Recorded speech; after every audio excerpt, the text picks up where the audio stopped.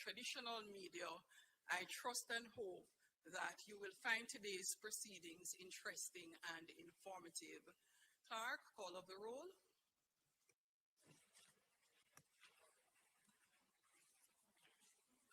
Mr. Clark, Mr. Green, Dr. Holness, Dr. Chang, Mrs. Williams, Mr. Bartlett, Ms. Grange, Dr. Tufton, Mr. Mackenzie, Mr. Montague, Mr. Darrell Voss, Mr. Chuck, Mr. Charles Jr., Mr. Morgan, Ambassador Marks, Mr. Samuda, Dr. Wheatley, Mrs. Cuthbert Flynn, Mr. Terrelong,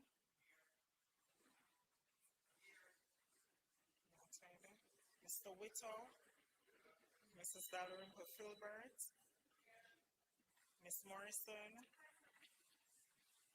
Miss Lee,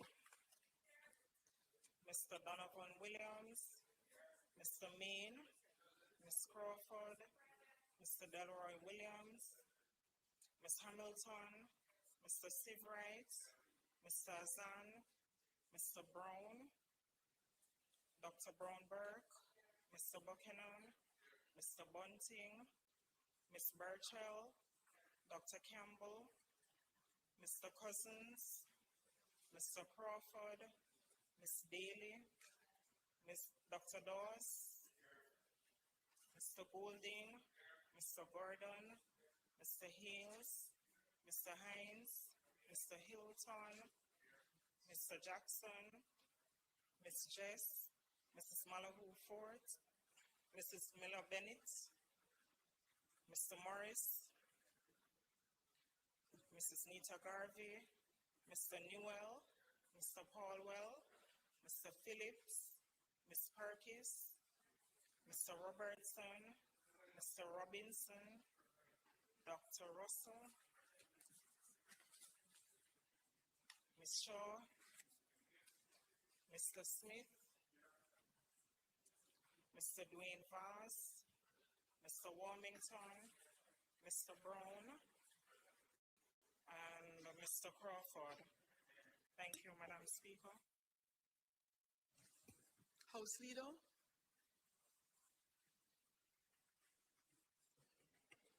Madam Speaker, could we go through the agenda straight to public business?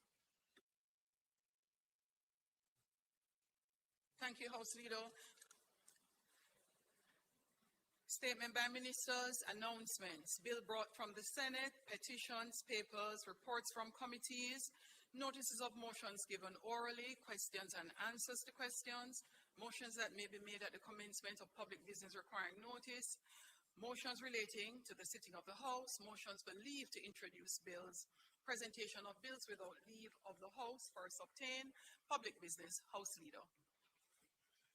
Madam Speaker, let me join you in welcoming the Ministers of Education from our Caribbean family, also members of the Diplomatic Corps who have joined us, the Cabinet Secretary, and the various permanent secretaries and heads of agencies. Madam Speaker, today the budget debate will continue with the contribution from our Prime Minister, who successfully navigated us through COVID, successfully navigated us through Hurricane Beryl, and will successfully navigate us through Hurricane Melissa. Madam Speaker, I ask that the standing orders be suspended to allow the Prime Minister to complete his presentation without time restriction. Thank you, House Leader. As we have done for all in this segment, the budget debate, the question is that the time limit be suspended so that it allows the Prime Minister to complete his presentation. Those in favor? Those against? The ayes have it. Thank you. Prime Minister, the Honorable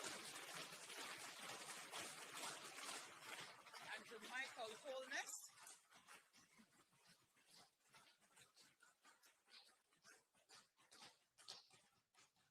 Excellencies of the Diplomatic Corps,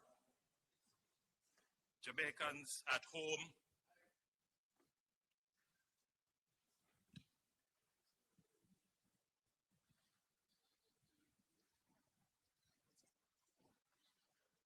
Excellencies of the Diplomatic Corps,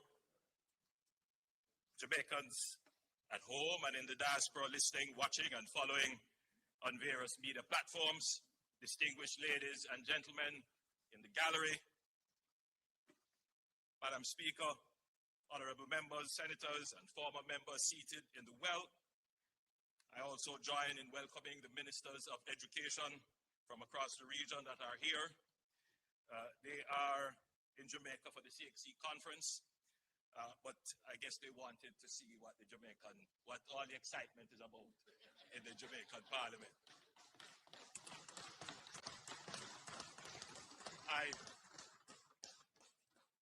I welcome you not only as Prime Minister, but as a former Minister of Education. Madam Speaker, I stand before this honorable House with a heart full of profound gratitude and a profound resolve. And I consider it a singular privilege to do this for the 11th time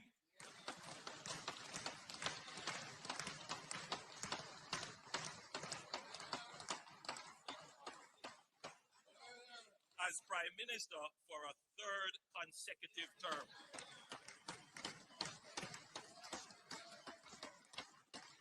I give thanks first and foremost to the Almighty God for His grace and mercy upon this nation through the passage of Hurricane Melissa, for sparing us the full measure of what that storm was capable of, and the strength He has placed in the hearts of our people, farmers, parents, small business owners, first responders, who rose from the rubble with a dignity and a determination that humbled me. I thank Him equally for ordering my steps across 29 years of public service.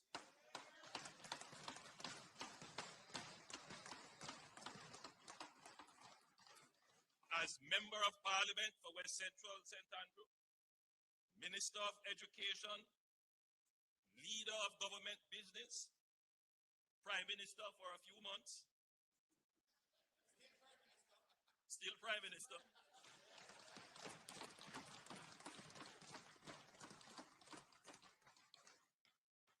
Then the people's loyal leader of the opposition,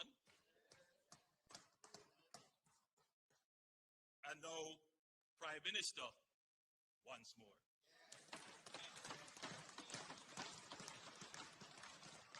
He has been my constant protection and compass. I thank the Jamaican people for the confidence they have reposed in me and my administration by re-electing us for a third term to form their government. I thank the many prayer warriors for their fervent intercessions, the well-thinking citizens for their private words of encouragement, and our party workers and activists for their vocal public support. I want to express my deepest appreciation to the international community that stood with Jamaica in our time of need. The heads of government and heads of state who called, who came, who committed resources, our multilateral development partners whose swift and decisive response produced the largest development financing package in Jamaica's history, and the many nations that sent personnel, supplies, and solidarity.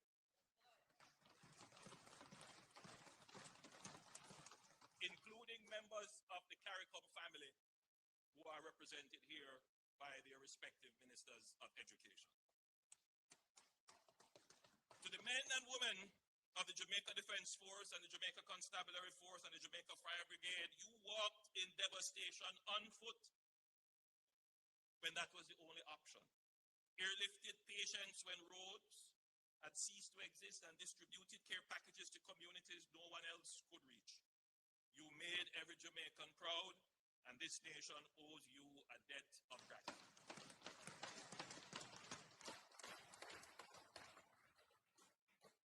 To every public servant who worked around the clock in the days and weeks following Melissa, you demonstrated public service at its finest. To the Jamaican private sector, the companies, associations, and entrepreneurs who mobilize resources, open warehouses, contributed equipment, and serve their communities without being asked, you show that Jamaica's resilience lives in the spirit of our people. To the entertainers and sportspersons, and to the countless individuals and organizations and members of the diaspora across the world who gave generously, Jamaica thanks you. Madam Speaker, I want to commend you for your disciplined and judicious ordering of the business of this honorable House.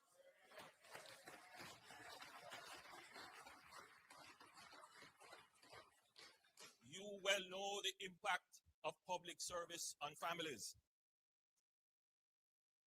And I want to thank my family for bearing the weight of public life with me and supporting my endeavors.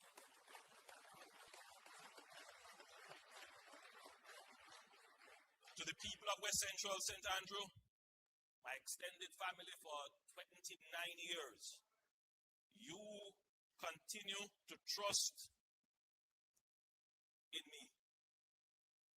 And that is the reason why I keep serving.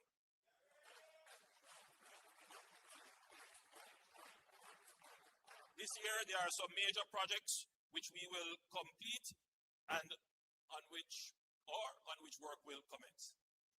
In a few weeks, we will complete and hand over 2 new multifamily housing solutions under the new social housing program to replace 2 dilapidated tenements. And we will begin construction of 3 additional multifamily housing solutions, including one in the community of Bellrock to replace houses destroyed by fire in 2024. We will continue the development of the St. Paul's Lane community with the construction of a Golden Age home and sporting facilities. Construction will begin on parks and sporting facilities for the people of Simmons Park and the Mall Road communities. Rehabilitation and repair works are slated to begin in a few weeks for the Olympic Court housing scheme under the National Housing Scheme Rehabilitation Program. Shortly, we will open the Olympic Gardens Performing Arts Center and we will start the upgrade of the Kling Kling Oval. And I have good news for the people of Drewsland residing along the gully banks of the Sandy Gully. Repairs will begin on the collapsed sewer main and compromised retaining walls that pose a health and safety hazard to the residents. I'm certain the member from Western St. Andrew will also be pleased because it is a border area and we both share the challenge.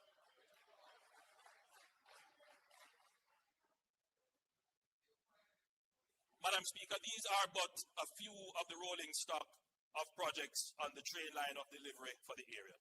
Every year, we are making significant investment in the communities. Crime is down, business activity is up, the Olympic Way hip strip is vibrant.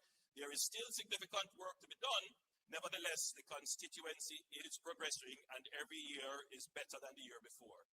I want to acknowledge the newly elected councillor, Kelvin Hall, and members of the constituency executive, Ms. Lynn, Ms. Veronica, Ms. Finey, Ms. Sadie, Ms. Allen, all the people. All the stalwarts, too numerous to name. I want to, Madam Speaker, I also want to acknowledge the hard-working ministers of my cabinet, the dedicated members on both sides of this honorable House who serve Jamaica with distinction every day. I want to thank my personal staff and advisors, my communications team at OPM, and the dedicated members of my security detail. Madam Speaker, I want to especially acknowledge and thank the dedicated teams at the ministries that I lead. You know, Madam Speaker, I want to thank our Cabinet Secretary, the Honorable Audrey Sewell, and the team of the Cabinet Office. It is not well known that the Cabinet Office is actually a ministry, and the Cabinet Secretary is the permanent secretary. It is a ministry. I also want to acknowledge the support of Ministers Weekly, Marks, and Fitzhenley, and our permanent secretary, Ambassador Rocky Mead, at the office of the Prime Minister, another ministry of government. Madam Speaker, this administration has always been serious about security. We have recently delineated the Ministry of Defense with its own administrative standing, which is anchored by the permanent secretary in the OPM, Ambassador Rocky Mead, former Chief of Defense Staff. And we did this to yield greater cross-functionality with ODPEP. I want to commend Ministers Montague and Morgan and Permanent Secretary Arlene Williams, hardworking Permanent Secretary at the Ministry of Economic Growth and Infrastructure Development.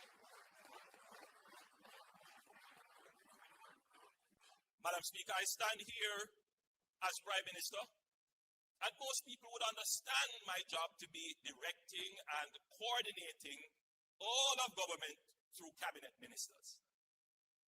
However, I also want to point out that I stand here as a Minister of Government as well, with direct oversight of several substantial portfolio responsibilities.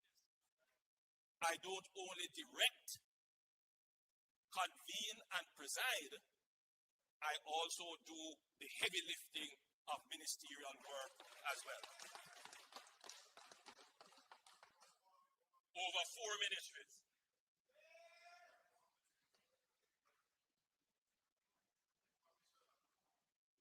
Madam Speaker, the leader of the opposition only talks.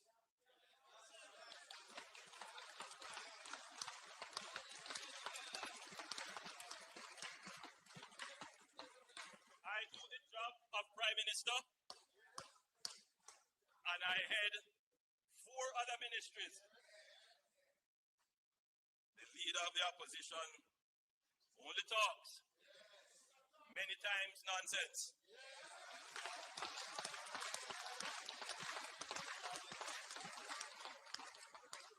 And takes home $27 million.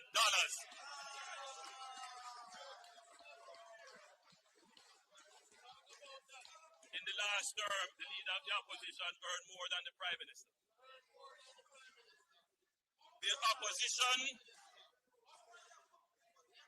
The opposition spokesman on finance stood in this house and said the opposition has no problem with the increase in MP salaries.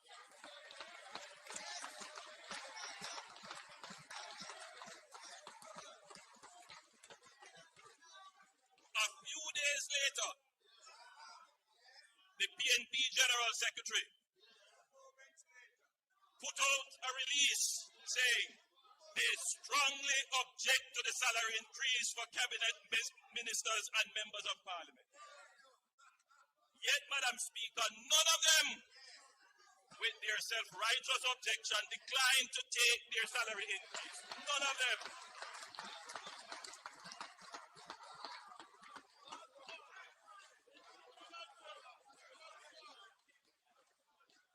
In fact, Madam Speaker, they were the first ones calling the Parliament to find out the amount of their retroactive pay.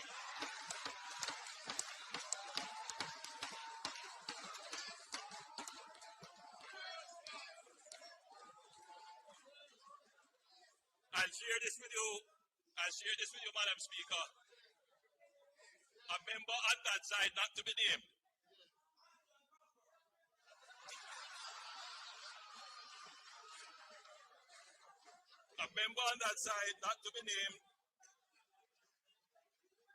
obviously concerned that the public posture of the PNP could force the government to reverse the pay increase, called to say that I should ignore the statement of the PNP General Secretary and the leader of the opposition, as all their MPs agreed with the increase and could not survive without it.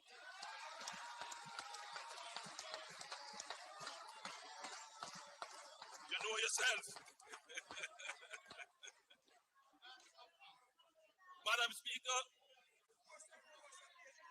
Speaker, when I took the decision to forego the pay increase, I said in a widely circulated press statement, this has broader implications for not only the current holder of the office of Prime Minister, but previous Prime Ministers or their surviving spouses, and possibly future Prime Ministers.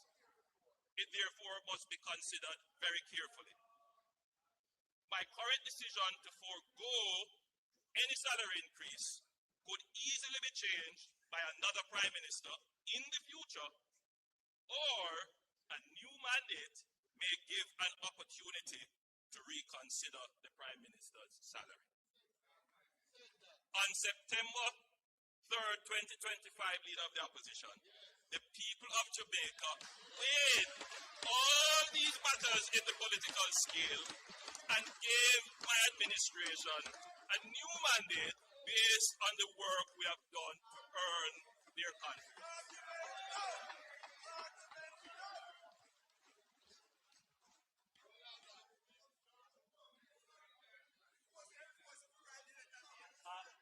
Madam Speaker, I have a gift here. If the standing orders would allow, I want to give it to the Leader of the Opposition.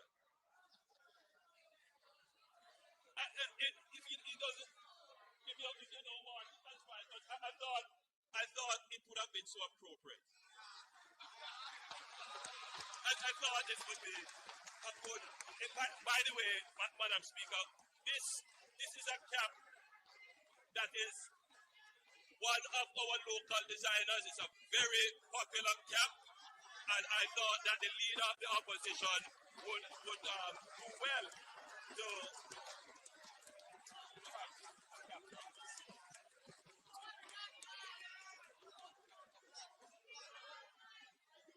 Madam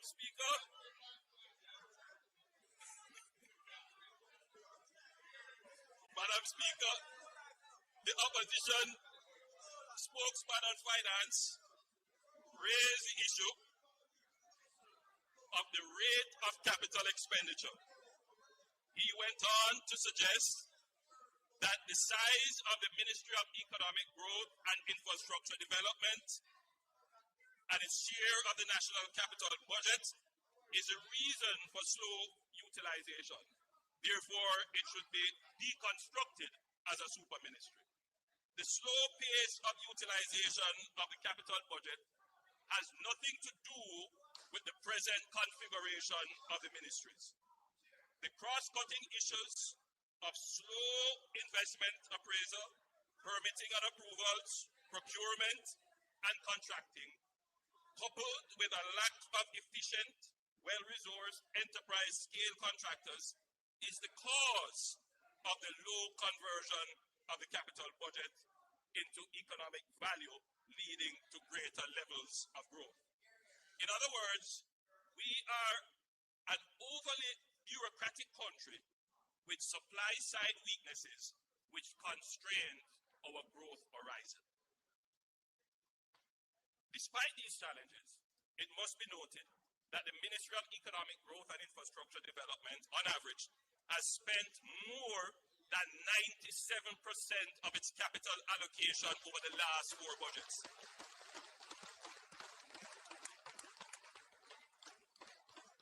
The opposition spokesman on finance would well be advised that in the 2022-2023 budget, the capital spent for the Ministry of Economic Growth and then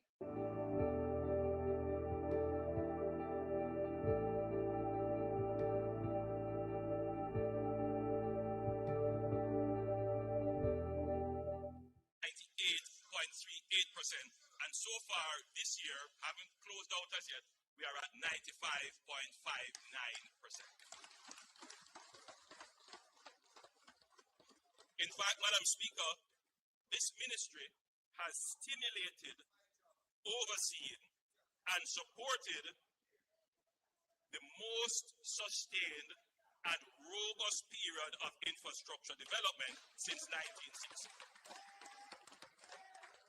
Which in turn has resulted in the last decade being the most consistent and sustained period of quarterly growth in the last 30 years.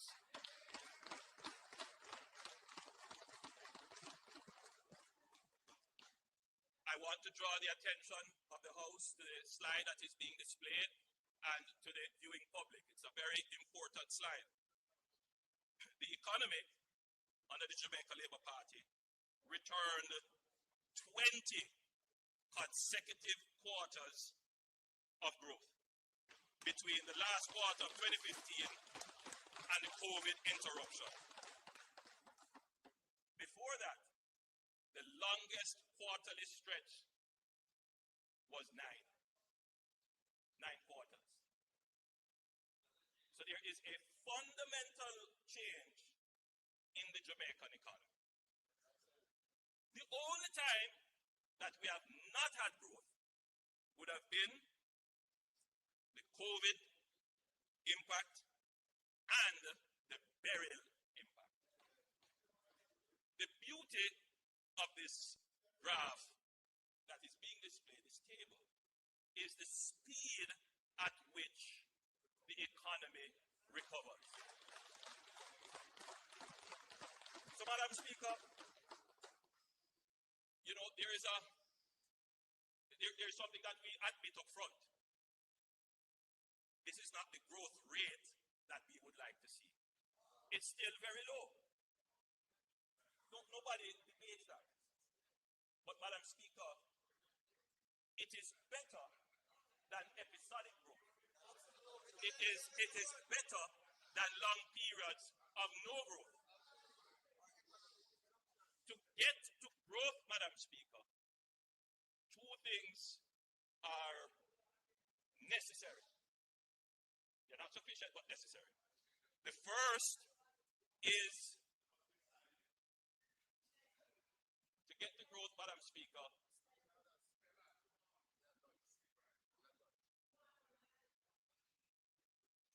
The first is stability. And what you are seeing here as a feature of the Jamaican economy is stability. And the reason why we have this stability, it is because of the fiscal program that the government has implemented. You know, Madam Speaker, we go back and forth debating who is the father of fiscal discipline. We already said the DNA test proved that they are not the fathers of fiscal discipline. But, Madam Speaker, there is one more child of this government for which the paternity is not in question, and it is necessary for growth, and that is resilience.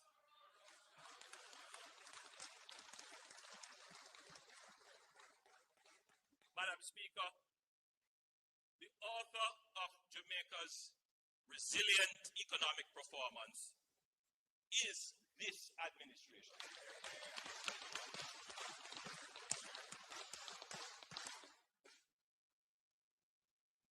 The economy, as I said, Madam Speaker, gave us 20 consecutive quarters of growth between the last quarter of 2015 and the COVID interruption, and without doubt the best performance in employment generation in the history of independent Jamaica, with a most recent 3.3% unemployment rate.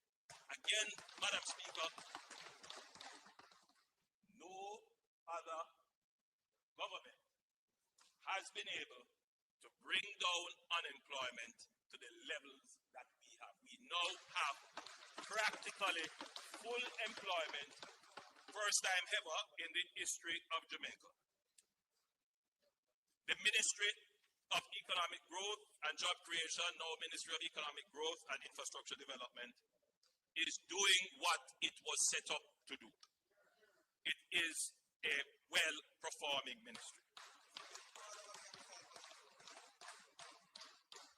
Madam Speaker, the world order as we know it has changed. I know the present state of world affairs is troubling to most Jamaicans.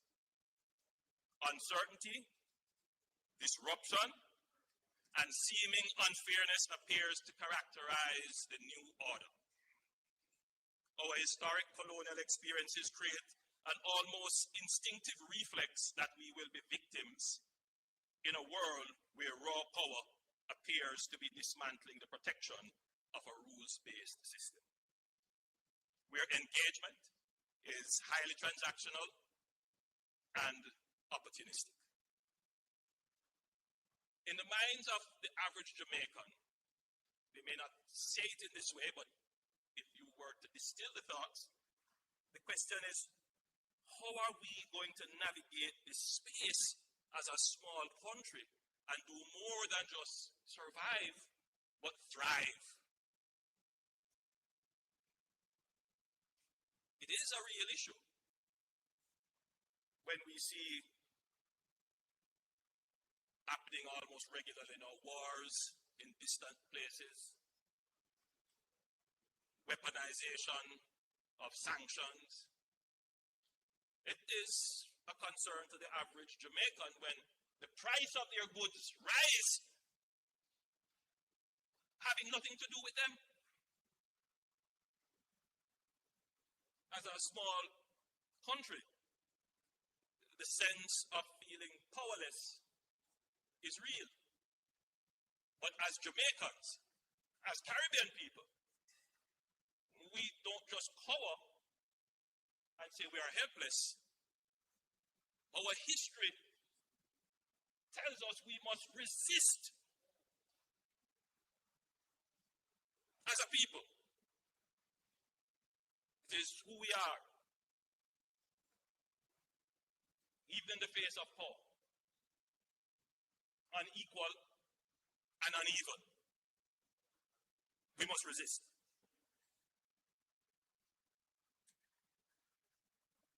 I think the first strategy, however, Madam Speaker, is that we must learn from our past. It is not the first time that the global order has changed in profound ways. We could go back to the Napoleonic era, but we won't go that far. Let's go to the post-World War II era, 1945 to 1950, when the actual multilateral system that exists now was formed. Born out of the ashes of global conflict, it is the most decisive and extensive ordering of global affairs in modern history. The United States of America and the Allied powers constructed a global order anchored on the formation of the IMF, the World Bank, the United Nations, and the General Agreement on Tariffs on Trade, GATT, which we now call WTO. This multilateral order drastically reduced interstate conflict and enabled unprecedented economic growth over the last 8 years. It is not perfect, but it is better than anything that existed before. Madam Speaker, while multilateral rules-based institutions were being established, two other developments were happening in parallel. Many other developments were happening, but I want to focus on just two. The first is the emergence of what is called a bipolar power structure, which we generally call, at the time when it was emerging, the Cold War. Two superpowers, the United States and the Soviet Union. Between 1947 and 1991, the world split into two completing blocs, the US-led Western Bloc and the Soviet-led Eastern Bloc, each with its own military alliances, economic systems, and ideological frameworks. The second process, Madam Speaker, was the process of decolonization. And this was accelerating. Empires could no longer afford their colonies. Resistance against colonialism internally increased, moving dozens of states to independence across the world. Asia in the 1940s through to the 1950s. Africa in the 1950s through to the 1970s. And the Caribbean in the 1960s through to the 1980s.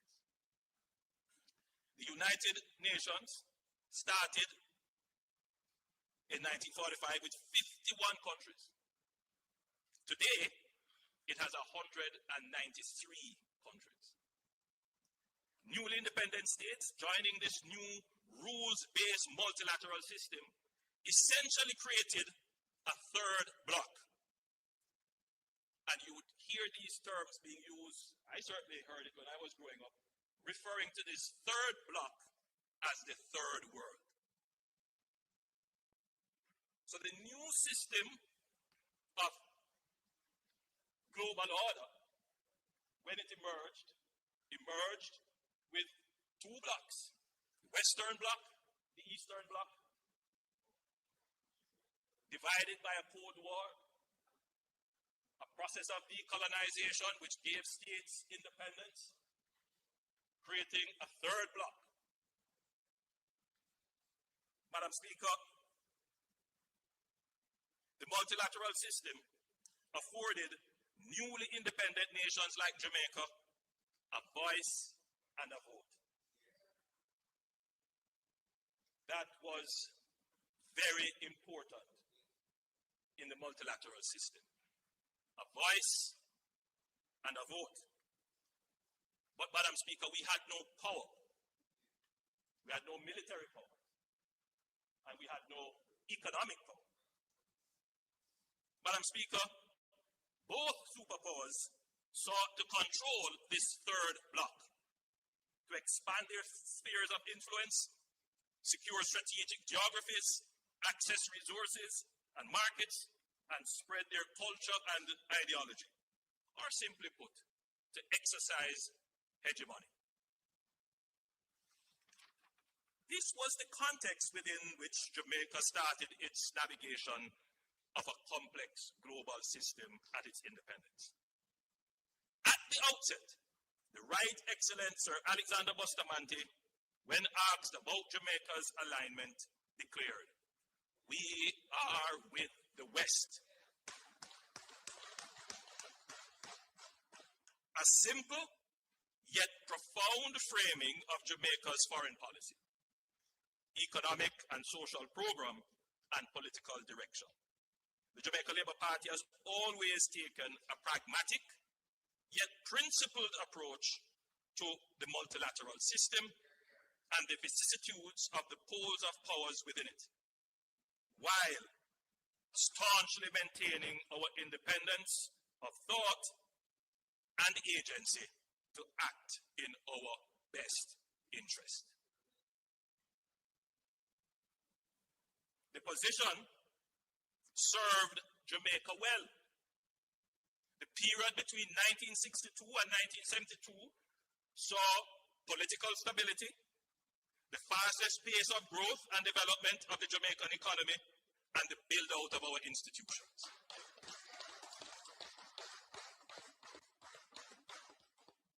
Madam Speaker, the period 1972 to 1980 of the Cold War era, the PNP government under Prime Minister Michael Manley changed Jamaica's political, economic, and social development policy and trajectory to democratic socialism, which also informed a change in Jamaica's foreign policy outlook.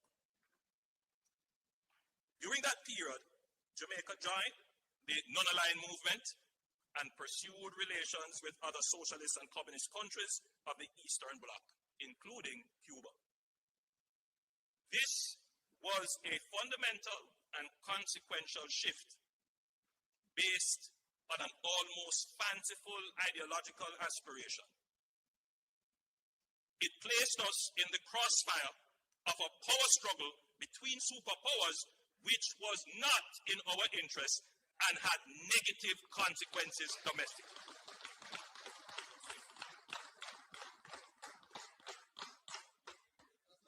This period coincided with the collapse of the Jamaican economy, our first debt crisis, the hollowing out of the middle class, and the emergence of widespread political and gang violence. many of the challenges we face today are anchored in that period of our history.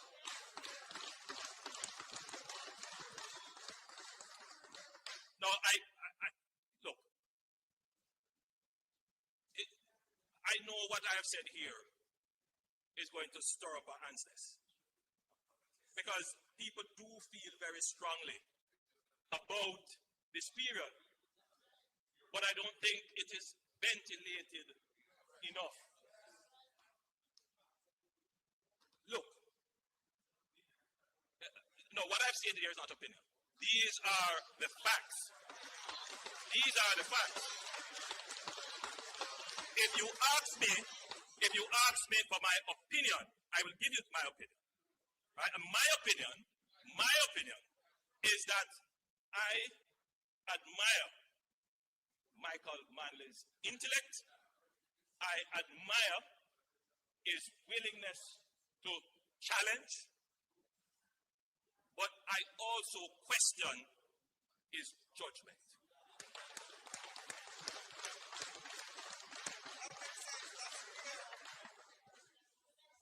Madam Speaker, as it turned out,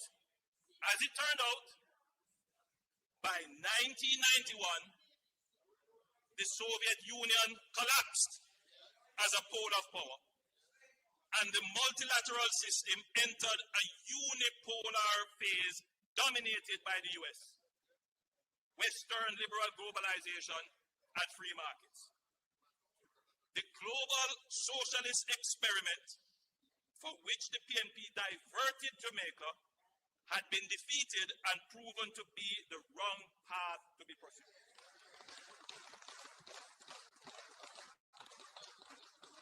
Now here are the facts. Michael.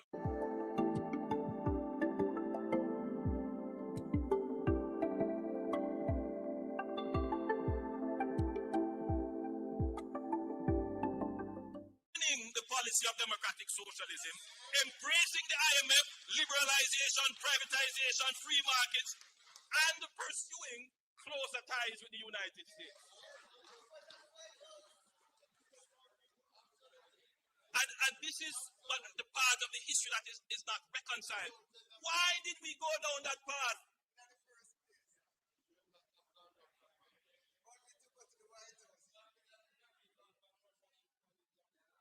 That is the question that keeps bothering me. Because it must bother every Jamaican, because had we not diverted for 10 years, even if we had changed government, but kept strategic and wise policies, Jamaica would be far better. Far better. As we have seen with countries like Singapore, facing the same challenges, but maintained a strategic and wise foreign policy.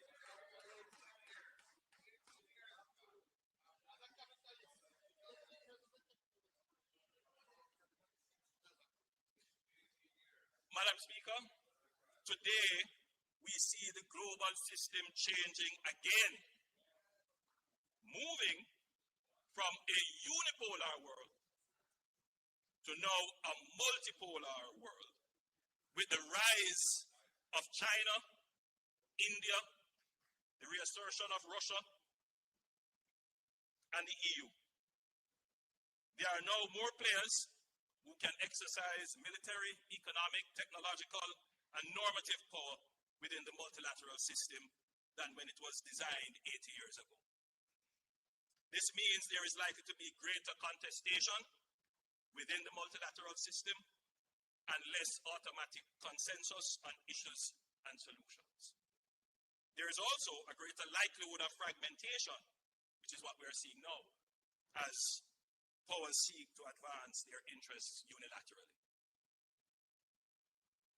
It begs for a reform, urgent reform actually, of the global multilateral system. We cannot abandon it, but it must be reformed to take into consideration these new power dynamics that have emerged. In this dynamic foreign policy environment, Jamaica must be strategic. We cannot go down the road of ideological rhetoric. Been there, done that.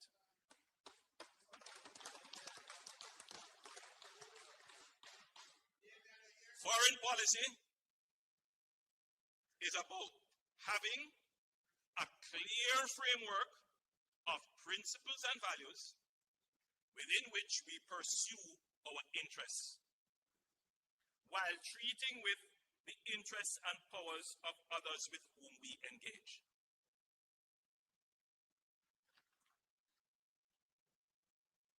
My administration has always ensured that our foreign policy serves our economic interests.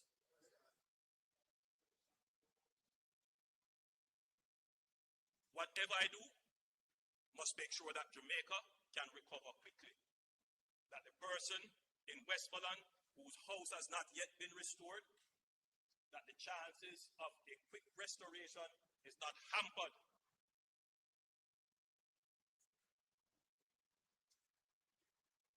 And we see the benefits of our foreign policy efforts in the swift mobilization of relief and access to over $6 billion of reconstruction funds from the multilateral financial system. I want anybody to talk about foreign policy, because there's no other era in which Jamaica's foreign policy has delivered economic benefits for the people of Jamaica. A strong multilateral system is in Jamaica's interest, and we will always do our part to ensure it works. The essence of agency is that you act on your own will. As a responsible member of the global community, Jamaica will always take the necessary action to be compliant with all our obligations under the multilateral system. Nobody has to put sanction on us or force us, because we have agency. The country would have seen this in our actions when our actions caused us to be removed from the FATF and the AML-CTF grey list in 2024. Grey list, the way our structure and system was, it was reviewed, we ended up on the grey list. Every member of the government worked very hard, including members of the opposition, to pass the necessary legislation, make the necessary policy changes. I mean, there were those saying that these, imperialists imposing global financial things on us, make we resist it. And what? Lose access to the international banking system?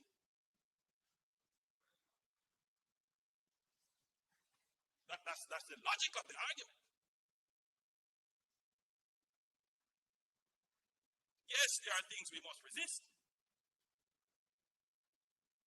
when it comes to our values. There are things that define us as Jamaicans that we're not going to change on those. Man is a man, woman is a woman. We're not going to change on that. So we do. But we look at the things that are also in our economic interest. All right. So, Madam Speaker, similarly, when concerns were raised with the government of Jamaica by the United States regarding the Cuban medical mission more than a year ago, I want you to pay attention to that. More than a year ago, we reviewed the program against our laws and the various multilateral conventions under which we have obligations. And let me say from the outset that the Cuban medical mission has been beneficial to the people of Jamaica. The Cuban doctors and nurses have assimilated quite well in our hospital system and have developed strong bonds with the people they serve. I can say that Jamaicans love them and want them to stay. However, there were some aspects of the program which were brought to the attention of the Cuban counterparts, to include how personnel were paid, that run counter to our own laws and several international conventions. We were hopeful that adjustments could be made to the program to make it compliant, and that we could have reached some agreement where we could continue to have the direct services of the Cuban health professionals who are here. We continue to be hopeful that some agreement, arrangement, some changes can be made to the program. We continue to be. However, Madam Speaker, I want it to be noted and always acknowledged in the debate that every year since I have been Prime Minister and before, in this House, we have debated motions on the embargo on Cuba. Yes, my administration did that. Carrying on the position of the PNP administration and the JLP administration before and the PNP administration before. So this notion about abandoning friends, and look here, man, keep that in the 70s. We are in a different era now.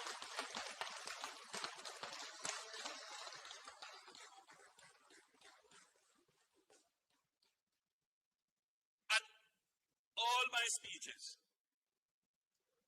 to the UN General Assembly, there are a few lines in there about Cuba and the embargo. When I spoke at CARICOM, I spoke fairly and frankly.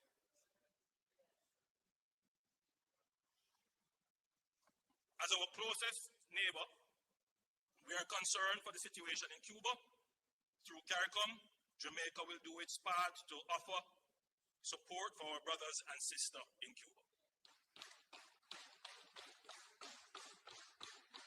We take note of press reports that talks have opened between Cuba and the United States. This is a moment for reform and reset, and we are hopeful for a positive outcome.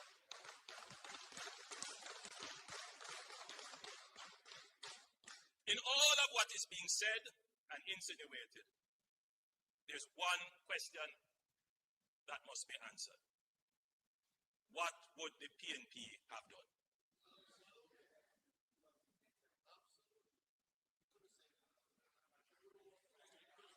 Well, we won't know.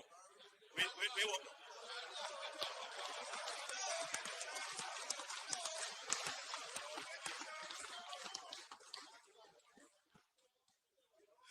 Madam Speaker, there are moments in the life of a nation that test not only our systems but our soul.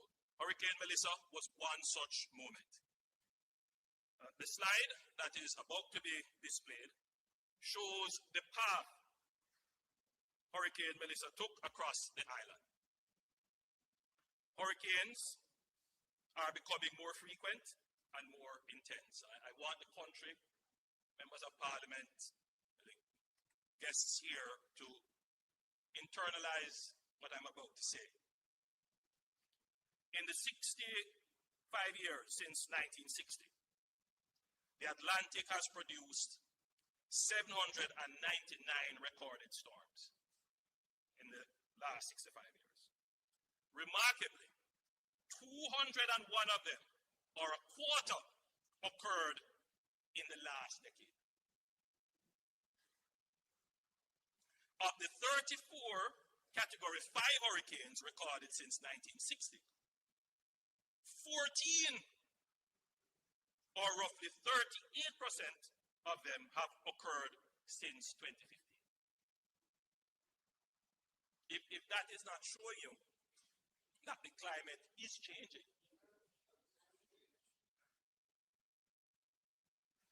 Meteorologists describe Melissa as the strongest tropical cyclone the Earth is physically capable of producing a storm at the limits of nature's fury.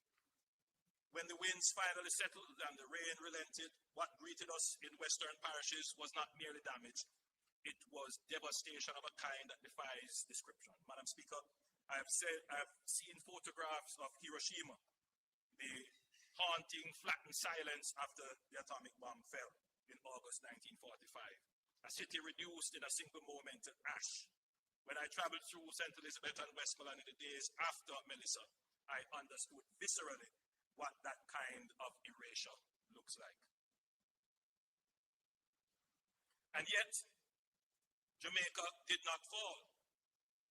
We were tested at the very limits of nature's power, and we did not break. Our economy held, our institutions functioned, and our people adapted.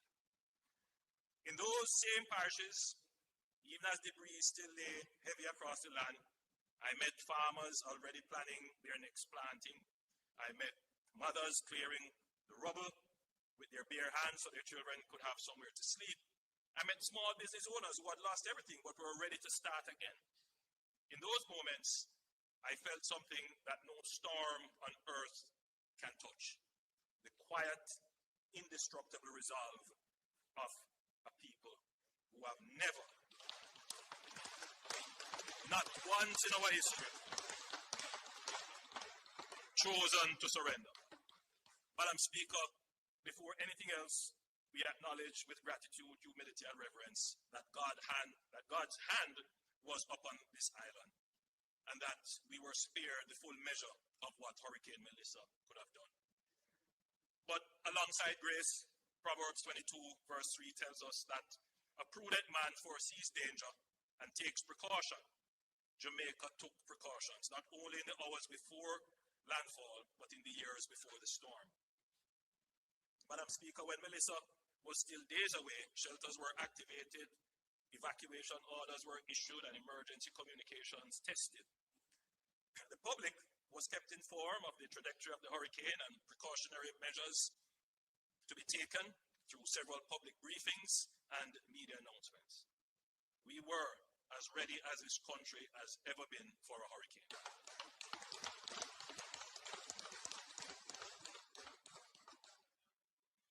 The investment this government has made in our security forces over the past decade, expanding personnel, equipment, and technology, growing our helicopter fleet, which turned out to be a very wise investment, strengthening our offshore patrol vessels, deepening our engineering and logistics capacity, paid dividends in those critical hours and days after Melissa struck. The seamless interface between national coordination and operational capacity was one of the defining institutional achievements of the Melissa response. It is a model we will build on, strengthen, and sustain. Madam Speaker, we would not be doing justice to the response if we did not also acknowledge what the experience exposed. Melissa stretched our systems, logistics chains were strained, fuel and maintenance capacity came under pressure, maritime and air assets ordinarily deployed to border security and surveillance had to be diverted to humanitarian relief, creating windows of reduced coverage, which we cannot afford to ignore. These are not failures, they are lessons, and we are acting on them in recognition of the strategic importance of disaster management to national security. The government transferred the disaster preparedness and emergency management portfolio to the Office of the Prime Minister. This was not a bureaucratic organization, it was a declaration of national priority, positioning disaster resilience at the apex of the government's strategic agenda and creating the structural proximity between ODPEM, the JDF, and the effective civil-military cooperation that is needed to adequately respond to a disaster of this nature.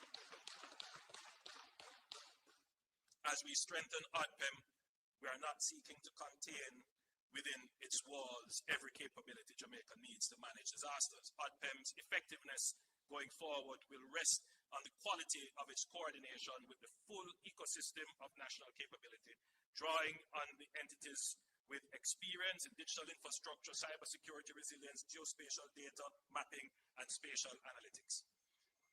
Madam Speaker, I want to point out that in the weeks immediately following Hurricane Melissa, something extraordinary. Okay, great. Wait, were you even listening? You haven't taken a single note this entire meeting? I'm actually listening better than I ever have. Let me share my screen. Do you see this? Everything we're saying is being transcribed in real time. Look, word for word. That's exactly what you just said. Wait, so you're not taking notes because... Because Otter is. And I can even use the chat function as well. So, for example, what did we decide on the budget? Just like that. See? Instant answer. That's actually incredible. Right? And the best part is, after this meeting, I'll get a full custom summary based on the meeting type, action items, and it's all generated automatically and organized for me. I'm actually more present in meetings now because I'm not frantically typing. Okay, I need this. How do I get it? It's free. Just go to otter.ai. Trust me, you'll never do manual note taking again. Never take manual notes again. It sent a powerful signal to the world that Jamaica's resilience, note the word now, not stability, Jamaica's resilience, which is what we have put into the economy, is not only social and emotional, meaning our people's ability to withstand disaster, but it is also institutional in the agencies that we have created in terms of fiscal and economic. That credibility wasn't gifted to us. It was earned through years of discipline, courageous reform, and sound governance. And it has now become an asset we are deploying in the service of every Jamaican. And the results are already visible. The recovery from Hurricane Melissa is proceeding faster than anyone initially projected. But speed of recovery does not happen by accident. It is a product of fiscal strength deliberately built and strategically deployed. Consider what that means in practice. Within weeks, the government extended a loan of $150 million to the Jamaica Public Service Company to support the immediate restoration of electricity across the island. That single intervention accelerated the reconnection of communities, businesses, hospitals, and the resumption of the rhythm of life that so many Jamaicans depend on. Today, electricity and water have been restored to approximately 99% of customers. Madam Speaker, let us be clear about what that made possible. A government that had maintained fiscal discipline, reduced its debt burden, built buffers and reserves, and earned the confidence of the international markets, wrote the check. The loan to JPS was the difference between the family sitting in the dark for 6 months and getting back electricity in 3 weeks. It's the difference between a farmer losing an entire season and getting back to work. It's the difference between despair and dignity. Our recovery has been unprecedented in its speed. Agricultural output has rebounded more quickly than anticipated. Inflation has come in below projections, enabling the Bank of Jamaica to reduce its policy interest rate to 5.5% in February 2026 and revise its projection for full economic recovery down to 3 to 2 years from the earlier 3 to 4 years that was projected. Madam Speaker, we have proven our resilience. Now is the time to claim another feature of an economy: resurgence.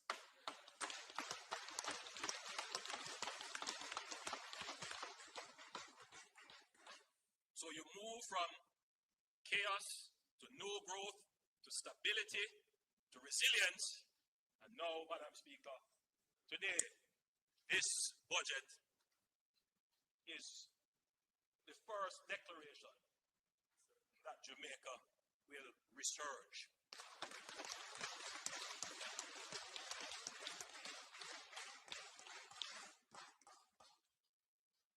What is the difference between resilience and resurgence? Resilience is defensive. It is the capacity to absorb a blow and remain standing. Resurgence is forward-leaning. It is decision to move with purpose, with ambition, with a vision of something greater than what existed before. We will not simply patch what is broken. We will build forward stronger, smarter, and more equitably than before. The suffering of our Western parishes will not be a footnote in our national story. It will be the catalyst for our next great chapter. For Jamaica, adversity has been a full stop. It has always, well, Madam Speaker, let me read that properly. For Jamaica, adversity has never been a full stop. Has never been a full stop. It has always been just a comma, a brief pause before we rise again. We have endured, now we will build together. Madam Speaker, this government is leveraging our national resilience and international confidence as in order to translate it into a platform for accelerated national development. Through close engagement with our multilateral partners, including the IMF, the World Bank, the Inter-American Development Bank, CAF, and the Caribbean Development Bank, Jamaica secured US $6.7 billion in terms of a financial package within weeks of the hurricane. This is the largest and fastest mobilization of development financing in Jamaica's history, and it was made possible not by the hurricane, but by everything Jamaica had built before it. Madam Speaker, the discipline of yesterday is funding the resurgence of tomorrow.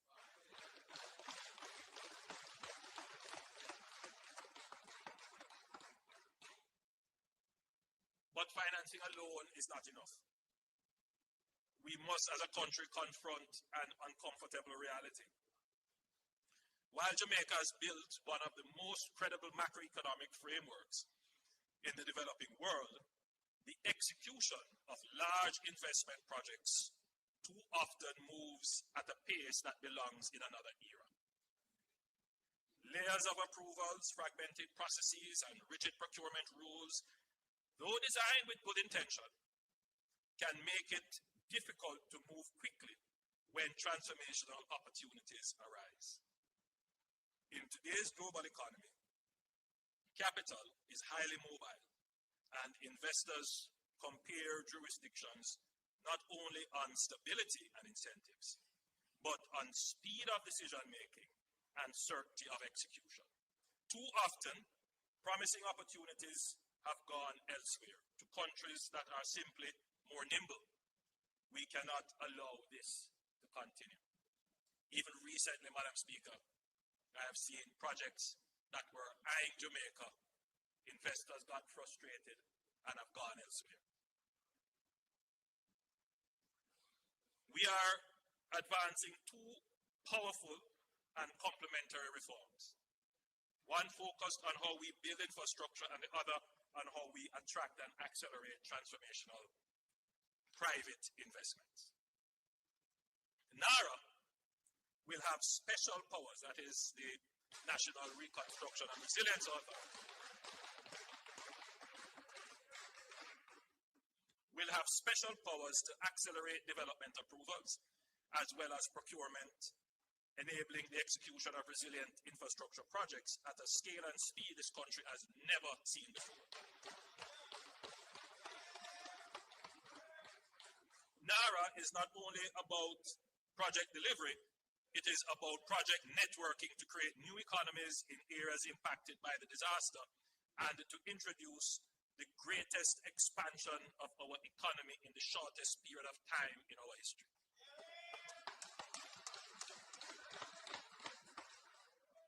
Madam Speaker, NARA will turn a crisis into an opportunity for Jamaica.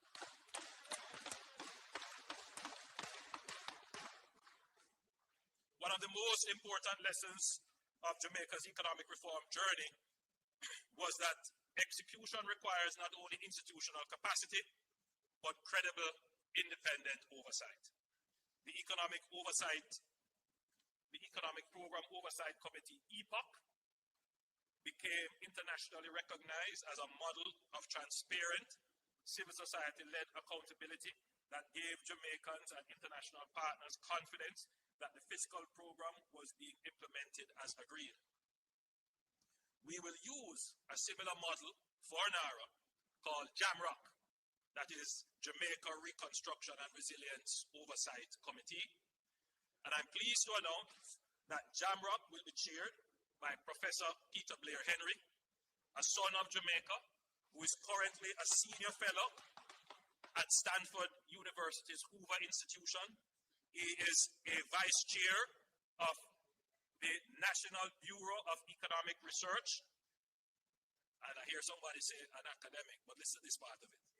A member of the boards of Citigroup and Nike, who has risen to the very pinnacle of international economics and public policy, and who brings back to this country a lifetime of intellectual and practical achievements and a personal commitment to Jamaica's development that has never wavered.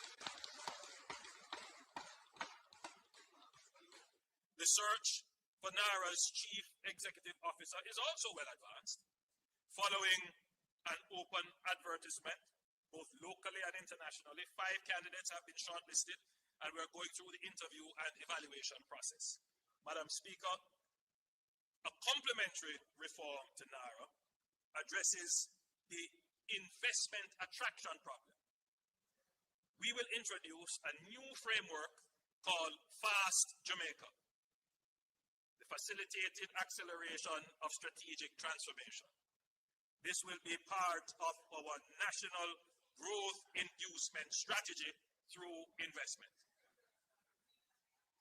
FAST Jamaica will establish a dedicated pathway to fast-track strategic priority investment projects critical to Jamaica's economic transformation, particularly those with an investment value of US $150 million or more that can commence implementation within a year and could be integrated into the NARA network of projects.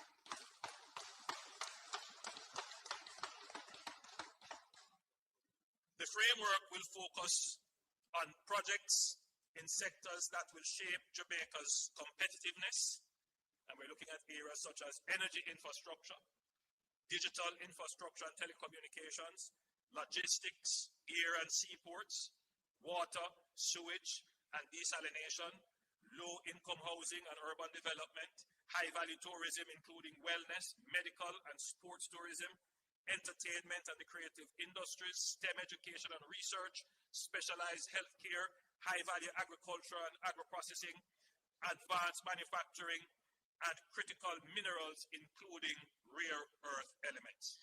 Cabinet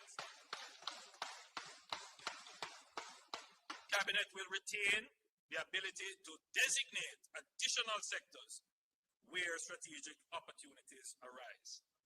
Central to FAST Jamaica will be a strategic investment council, a high-level body tasked with the initial screening and evaluation of major investment proposals. The elements of this already exist between JAMPRO, DBJ, and the Cabinet Office. The Council will assess the strategic merit, economic impact, and national interest considerations of each proposed project and will recommend to Cabinet the most appropriate development modality, whether public-private partnership, joint venture, concession arrangements, or otherwise, as well as whether the project should proceed through direct negotiation or a competitive process. Projects approved by Cabinet will be designated strategic investment projects and will benefit from accelerated approvals across government, coordinated regulatory engagement, and dedicated facilitation teams to ensure efficient execution. FAST Jamaica will also allow the government, where appropriate, to engage with unsolicited proposals from investors, recognizing that some of the most transformative projects originate from private sector proprietary knowledge. Madam Speaker, Fast Jamaica is not about weakening safeguards. It is about modernizing how government partners with strategic investors in a fast-moving global economy. Fiscal exposure will continue to be rigorously addressed by the Ministry of Finance and the Public Service. Cabinet will retain full oversight of all final agreements, but what will change is the speed, coordination, and clarity with which Jamaica engages with major investment opportunities.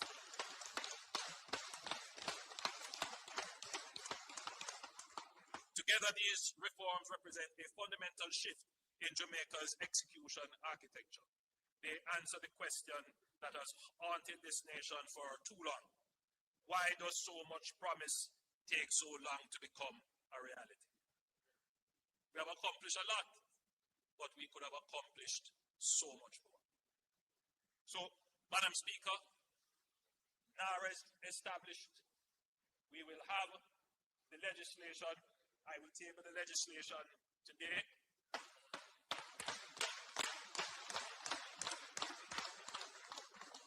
We have interviewed 5 shortlisted persons to become the Chief Executive Officer. We will make a determination shortly. We have selected someone to head the oversight body, and we will have conversations with members of civil society, the opposition, and other interest groups to fill out that body. So NARA is established. The purpose of NARA is to take all the projects that we have had in development, or some of them in File 13, and all the new projects, and coordinate their implementation. It will work directly with the projects that the government is leading. But that is not going to be enough. We need to crowd in the private sector, and that is why we have FAST working in complement with NARA. And a typical way in which this will work, Madam Speaker, when I go to show you all the projects that NARA will likely do, you will see that there are great opportunities for the private sector to come in. Every highway that we put in opens up lands for housing, low-income housing, for tourism, for agriculture, for manufacturing. Madam Speaker, NARA's first and most consequential mandate will be to prepare a comprehensive project and economic plan to deliver within the next 4 years. And when we say deliver, we mean complete within the next 4 years. Today, I lay out a transformative vision for Jamaica by highlighting several national projects across the length and breadth of the country. Many of these projects are not new. They have appeared in development plans, consultancy report, policy discussions for years, in some cases for decades. This vision was never the problem. What was missing was the mechanism to convert them from aspirations into reality. The financing, the institutional architecture, and the enabling environment. We now have all of these. Some of these projects will be delivered through NARA, others will be executed through existing institutions and public-private partnerships operating alongside and in concert with NARA. What unites them all is a single coherent national vision. A Jamaica rebuilt stronger, planned smarter, connected more efficiently, and distributed more equitably. Where every region of this island is a functioning engine of growth, and where the resurgence we are claiming is visible, tangible, and felt in the daily lives of every Jamaican. I will highlight a few of these projects starting in the southwest. Black River. Madam Speaker, I want to start in Black River, because Black River tells a story that is larger than one town. It is the story of the existential vulnerability of low-lying coastal communities to the intensifying force of climate change. Black River is one of Jamaica's oldest and most storied towns. Founded in the 18th century, it was among the first places on this island to receive electricity, piped water, and the motor car, a proud maritime hub, the commercial heart of St. Elizabeth, gateway for the logwood and rum and pimento trade that shaped our economic history. The Georgian wooden houses along the waterfront, the masonry, mercantile buildings, the civic structures by the sea, all spoke to a town of character, history, and dignity. But Black River grew as many Caribbean coastal towns grew, parallel to the shoreline. Its hospital, its courthouse, its market, its homes, all concentrated along the coast, all exposed. For generations, that vulnerability was managed, tolerated, absorbed, but Hurricane Melissa ended that. Storm surges of 8 to 14 feet tore along the Crane Road corridor. The historic waterfront was devastated, civic buildings destroyed, critical infrastructure severely compromised. Madam Speaker, we will not rebuild Black River as it was. We will rebuild it as it should be.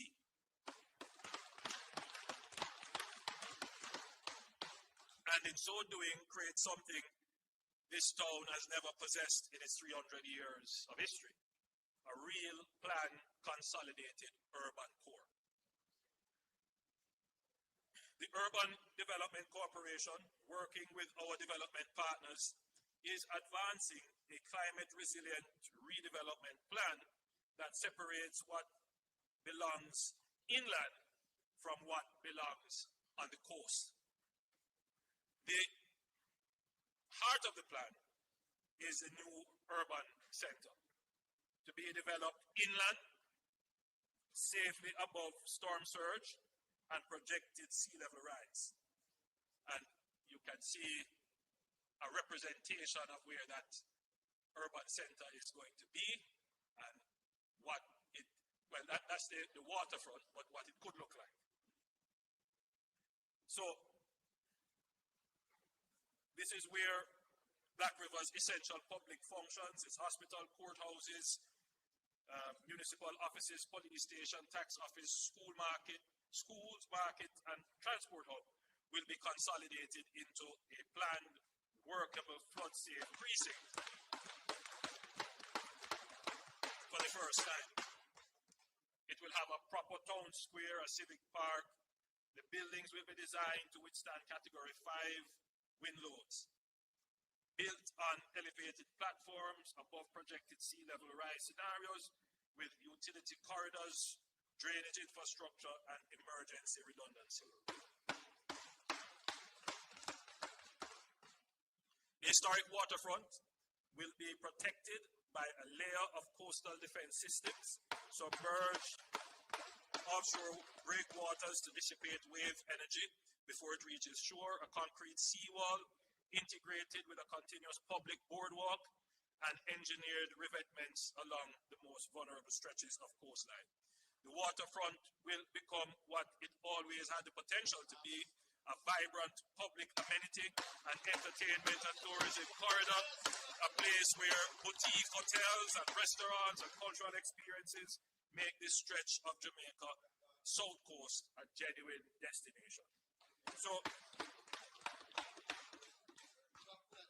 the same questions that Melissa forced on Black River must now be confronted everywhere, and the answers must be guided by the same logic, applied consistently, deliberately, and at national scale. That logic can be distilled into 4 foundational principles that will guide how we plan, build, and invest going forward. The first principle is strategic spatial planning and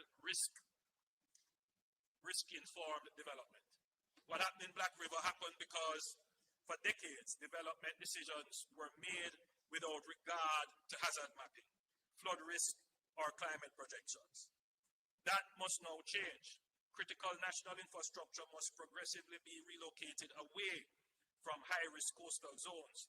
hospitals, schools, utilities, highways, and logistic facilities must be positioned with full regard to storm surge, flooding, and sea level rise. Where we build is as important as what we build. The second principle is building redundancy in distributed systems across critical infrastructure. Black River Civic Core was concentrated in one exposed corridor. And when Melissa struck, a single surge compromised everything simultaneously. That is not resilience, that is fragility.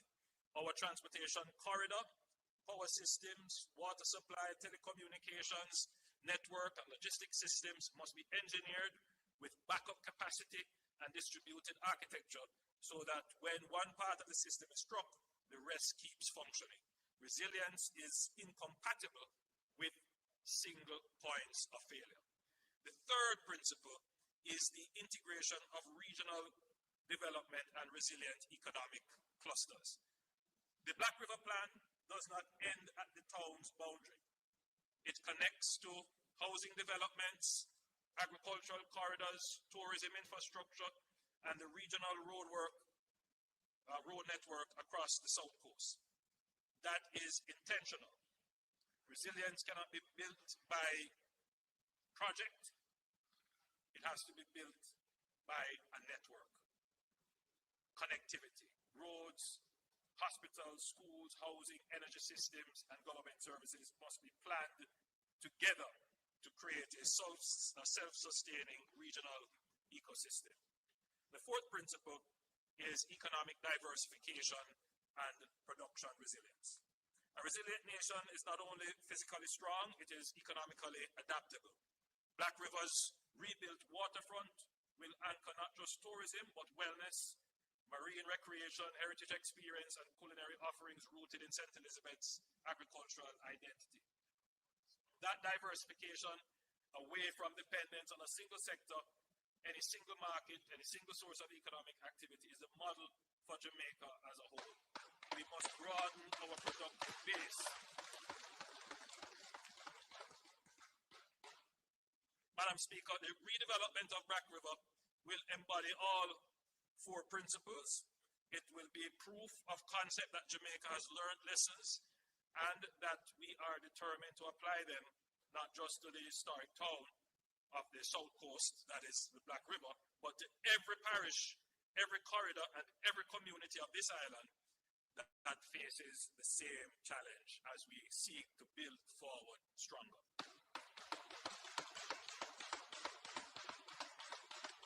Now, Madam Speaker, I know the people of Black River are anxious. Your MP, I mean, I could only describe it as anxiety. He's also anxious. Particularly persons who own property in proximity to the coast that sustained damage. There's a certain level of uncertainty. They're not sure whether or not they should rebuild, restart. Many of them have reached out to say, Prime Minister, I don't want to restart. In fact, there are several who have said, you know, I was even contemplating coming out of business. Melissa's hastened the decision, but they want some indication so that they can figure out how to plan. And we hear on our side the magnitude and scale of what we are planning to do can't be rushed. We can't make wrong decisions. So we have to think these things out carefully, put in place the systems and the structure. So today I would have laid out for you the NARA, which will manage it, the legal framework under which it is going to be managed. So we are well there. So I would say to the people of Black River, we have identified suitable lands to support a structured program of relocation and reconstruction for housing and business. For businesses, the town of Black River, the UDC has been asked to begin dialogue with property owners regarding acquisition of property and relocation where necessary. Madam Speaker, I don't want to say too much here because I know how, what leaves here and lands there might be two different things. So I prefer that the entity, I have tasked them to go and start the dialogue, that they go and speak to the people directly. After agreement is reached, then you can speak publicly. Early next month, various agencies of the government will begin the consultations and sensitization with specific communities in Black River and along that corridor regarding relocation of their communities.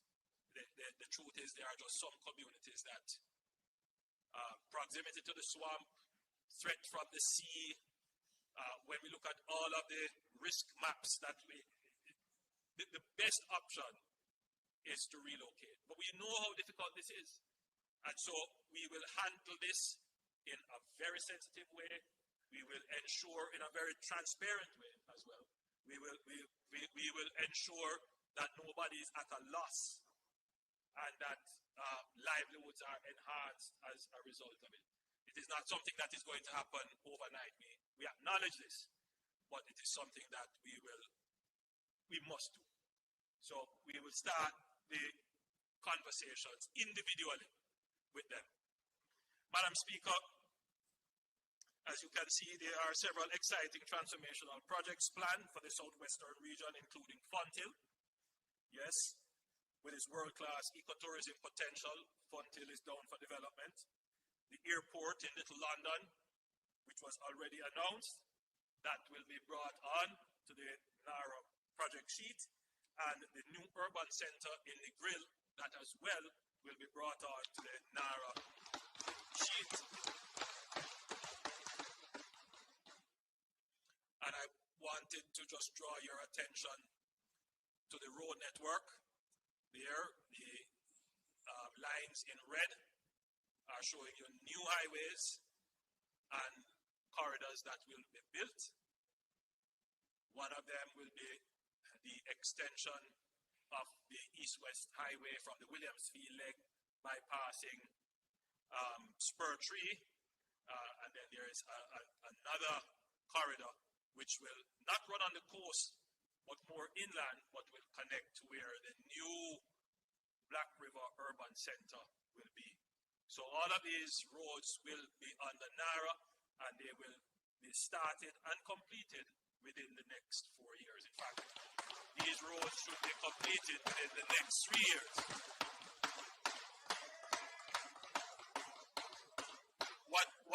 What we learned from the hurricane is that in the immediate few days, we did not have access. The roads were impassable, they were blocked. And one of the problems was just how the road was built. We had no challenges with the highways. No highway was blocked because these roads were built to different standards, different drainage provisions were made. Now, St. Elizabeth, which didn't have it before, will now have 2 modern highways traversing the parish.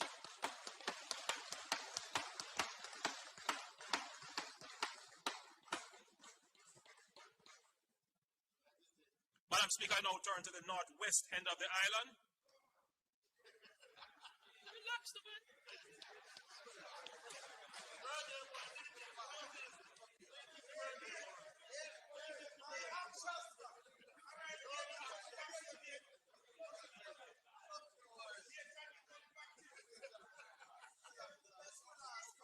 No, but the member, just to put the member at ease. What I'm presenting here are large-scale reconstruction projects for Westmoreland. You would have heard what we're going to do with the Grill and so forth. But for the other areas, it is mostly housing reconstruction. So I will address that. I will address that under a different modality. So, Madam Speaker, anyone who has driven from Montego Bay to the Grill knows the bottlenecks at Hopewell and Lucy. This is not just a quality of life frustration, it is an economic cost. Every hour of unnecessary journey time is a deterrent to tourism investment. A disincentive to the visitor's experience and a brake on the development of Hanover's enormous untapped potential. Madam Speaker, Hanover has so much potential, but it is, almost like an hinterland in Jamaica. And in the same way that we have opened up St. Thomas, we will open up Hanover for development.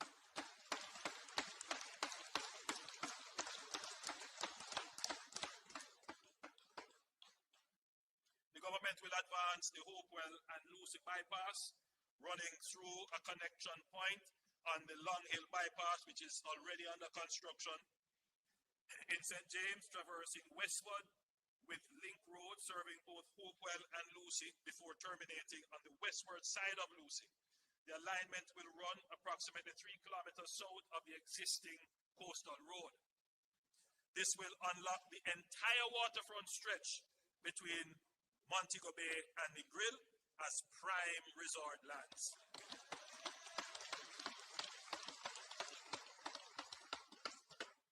In addition to the bypass, we intend to develop the Lucy Harbour into a premium boating destination.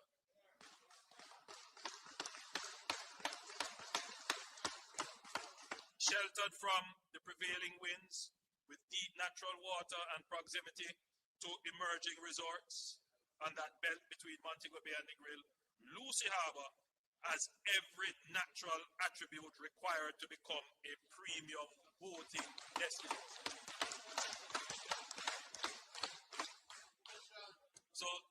So under NARA, this is something that we will do to create the economic incentive, but this is a perfect project for private sector. And so NARA will stimulate, facilitate, coordinate, but more than that, get it done quickly.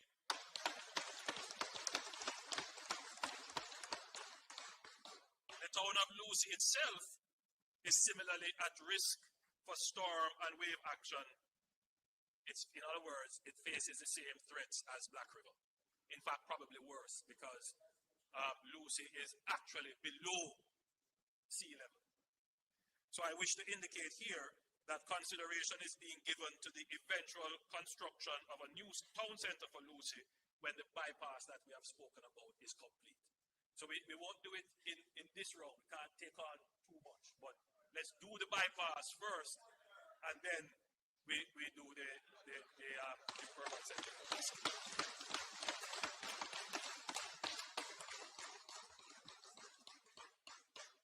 Madam Speaker, I want to talk about St. James, Montego Bay in particular. Recently, I was written to by one of the tourism interests in Montego Bay, expressing real concern about the state of the town, how it looks, the collection of garbage, the public facilities that are there, and there is a real concern raised, and I want the tourism community to know that the government hears your cry. We're not just sensitive to it, we're working to have it addressed. One of the big issues, which I know is a challenge, is the collection of municipal waste, collection of garbage. And I'm sure Minister Mackenzie will address this at some point, but you recall when we said we have over 500,000 truckloads of debris to move. We have made a dent on it, but it has been at the expense of the diversion of the limited stock of equipment that we have from the municipal operations into the debris management operations.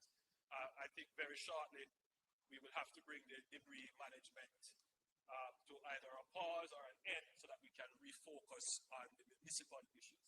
So I want to indicate to the people of St. James, yes, we hear you, and we're going to address this problem in short order.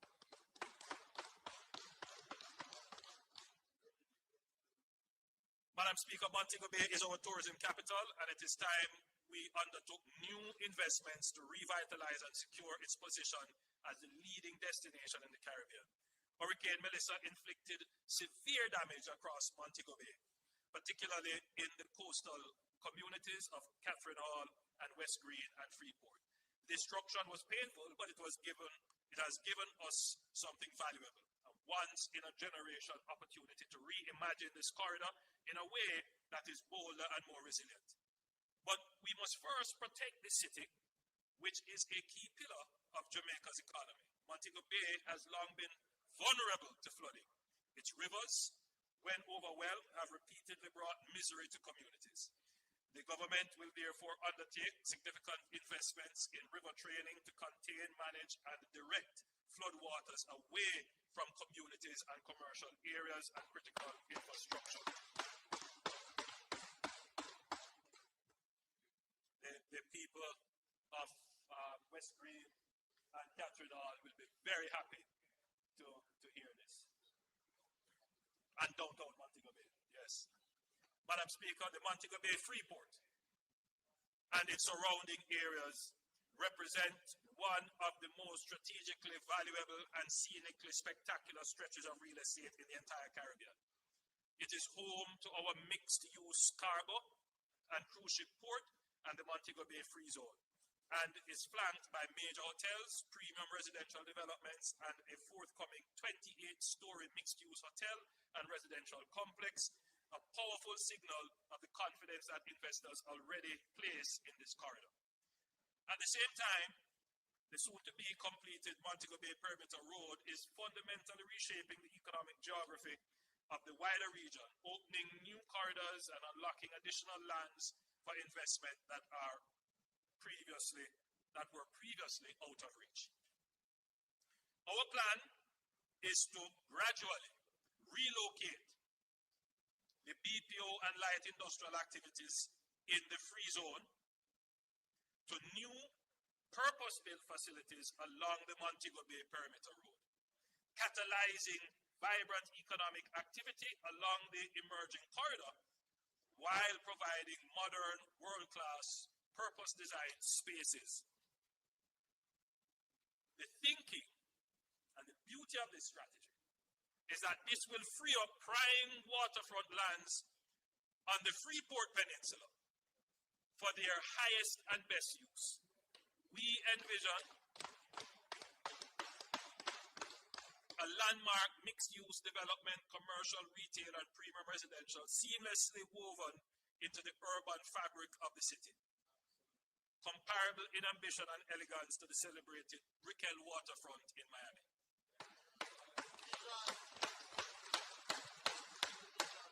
And at the heart of this vision will be a performing arts theater. It always is a puzzle to me. Every hotel has to have their own entertainment package.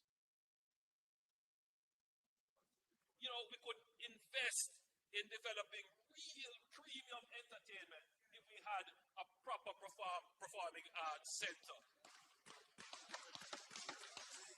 You know, we could even invite Broadway to come and have plays there that the tourists would, instead of having to be stuck in the all-inclusives, they have somewhere to go.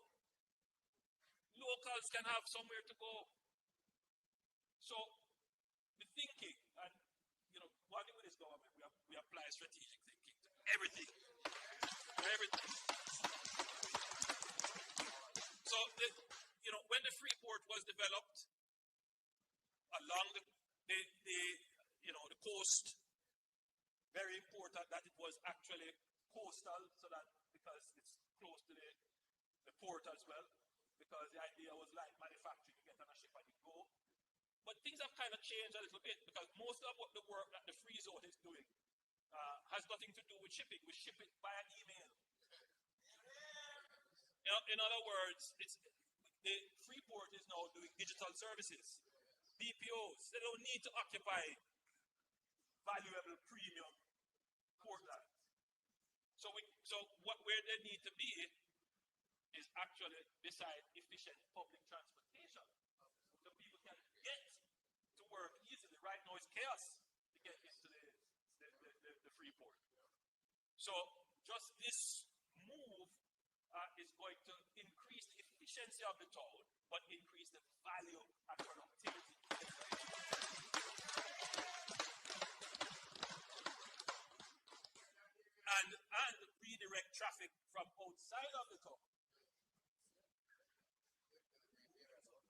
allow Montego Bay to be able to breathe.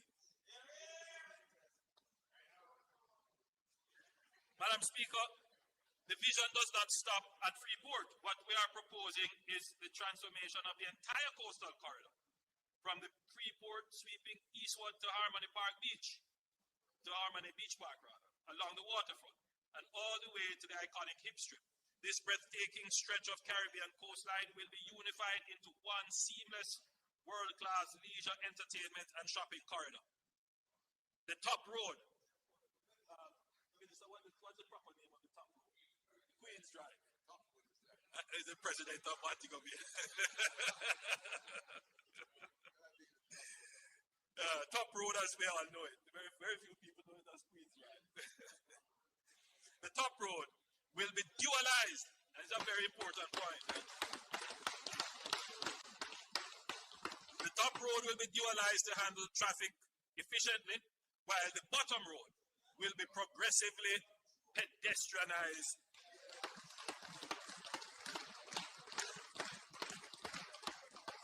As well as the hip strip itself. The result will be a walkable waterfront of rare beauty and vitality, connecting the cruise ship port to all the way to Harmony Beach Park and Doctor's Cave Beach, and every restaurant, bar, gallery, and shop along the hip strip. It's always a disappointment, you know. We have an all-inclusive culture. We call it the all-inclusive. But really, if you think about it, it's really all-exclusive. Right? If it were truly all-inclusive, you would come to your hotel and you would be able to walk outside, you know, go on the strip, go to the market, sit down in a restaurant. You'd be able to move around the city. And that's what we when we talk about transforming tourism, that's what we really have to do. Right? We have to do that. So we're going to use the opportunity of Hurricane Melissa to just deal with these matters once and for all. Nara will deal with them once and for all. Madam Speaker, we're also examining ways to enhance the elegant corridor between Sangster International Airport and the Montego Bay Convention Center. You know, it's called the elegant corridor. I must tell you, it still has some elegance to it, but it needs a refresh. Yes, it needs a refresh. So we're going to be examining ways to do that. One of the big challenges with the elegant corridor, the Minister of Tourism will tell you, and I'm saying this for the hearing of those persons who operate hotels along the corridor, is the noise pollution.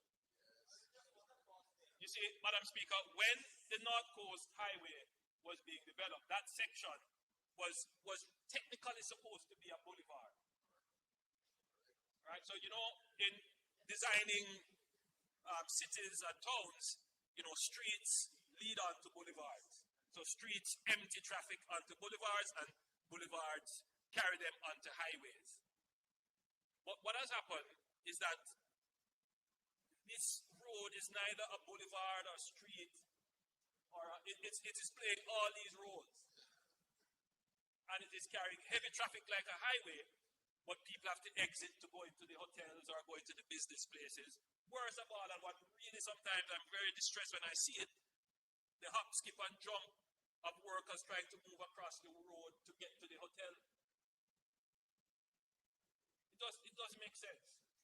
So that entire elegant corridor has to be redefined and re-engineered to deal with soundproofing by building natural sound barriers, grade separation, and tunneling so that you can move across, and building, because there is enough space in several areas to also build a kind of local road that connects all the hotels. Then you go under or over and you're onto golf course, or to really make the tourism product more seamless and of greater value and greater attractiveness.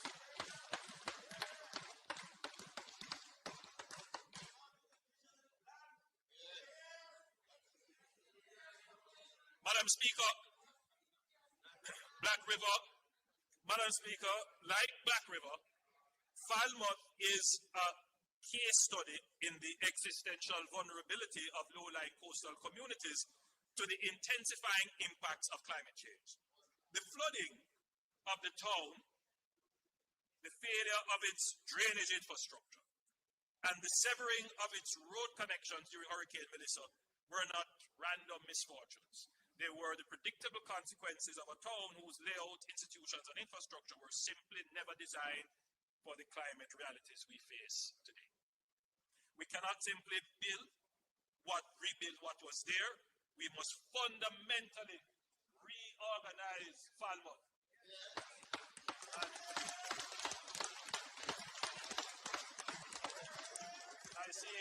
I see, Madam Speaker, a big smile on the Member of Parliament for North Trelawney, who, unlike most MPs, she actually lives in her constituency and lives in the town of Falmouth. All right, member from Southwest St. Catherine. The drag line lives in their constituency. Good. Good, Rose, good. The drag line, which is the critical drainage canal running east to west through the town, provides a natural organizing boundary. It is both the town's most important piece of infrastructure, and as Melissa demonstrated, it is the most neglected. Major infrastructure works will be undertaken to clean it and progressively modernize it into a functional water feature that both protects the town and enhances the remarkable Georgian character. Again, this will be a project on the now. But more than that, the drag line will serve as a boundary between two distinct and complementary zones of reimagined Falmouth. North of the drag line, closer to the sea, the focus will be on what the waterfront does best: tourism, heritage, recreation, and coastal protection. The magnificent Georgian historic core, the Albert George Market, the Falmouth Courthouse, the Tharp House Complex, the churches, and the Baptist Manse will all be preserved as far as possible. The cruise port and the waterfront will be enhanced and activated as world-class visitor experience. South of the drag line, we will build the resilient civic backbone that Falmouth has never had. The hospital will be relocated inland. It's a very important point, members. Madam Member of Parliament, we will be relocating the Falmouth Hospital inland. We have identified somewhere. We'll make that known as soon as we have finalized the land. And this will be away from the flood zone with direct access to the North Coast Highway, so that it remains fully operational precisely when it is needed most. Madam Speaker, during the pandemic, I flew to the hospital, and again, I want to commend all the hospital workers, but I wanted to commend the Falmouth workers in particular as I visited them. Very difficult circumstances, but like everywhere else, they were there doing their service. A new urban center will be built to modern standards of climate resilience and will consolidate critical public services and give people of Trelawney the standard of public facilities they deserve. Further south,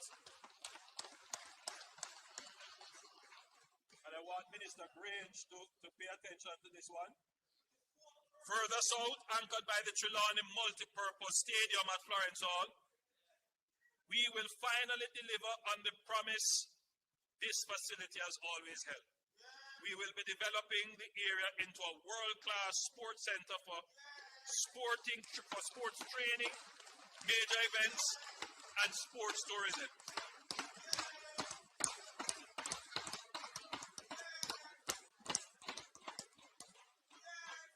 While building around it vibrant housing and a commercial nucleus that brings permanent economic life to this corridor. Madam Speaker, we have had several proposals come to use the Trelawney Stadium. But the government was never fully in a position because, Madam Speaker, what to convert this into a sports tourism entity would require not just the facility. We would have to put in place infrastructure, water, proximity to working and resilient health facilities, proper housing, all the things that would be required to make such a facility work. So we were never in a position then to do it. But today, Madam Speaker, we are bringing all the infrastructure. We're bringing all the infrastructure together. So this can actually now become a center of economic activity in sport.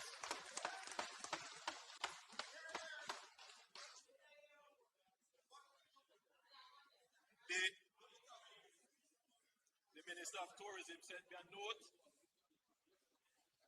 to say that I forgot to mention the upgrade of the Montego Bay Convention Center. Yes, under these projects, the Montego Bay Convention Center will be upgraded in addition to the re-engineering of the elegant corridor. Madam Speaker, I now move to the northeastern section of the island.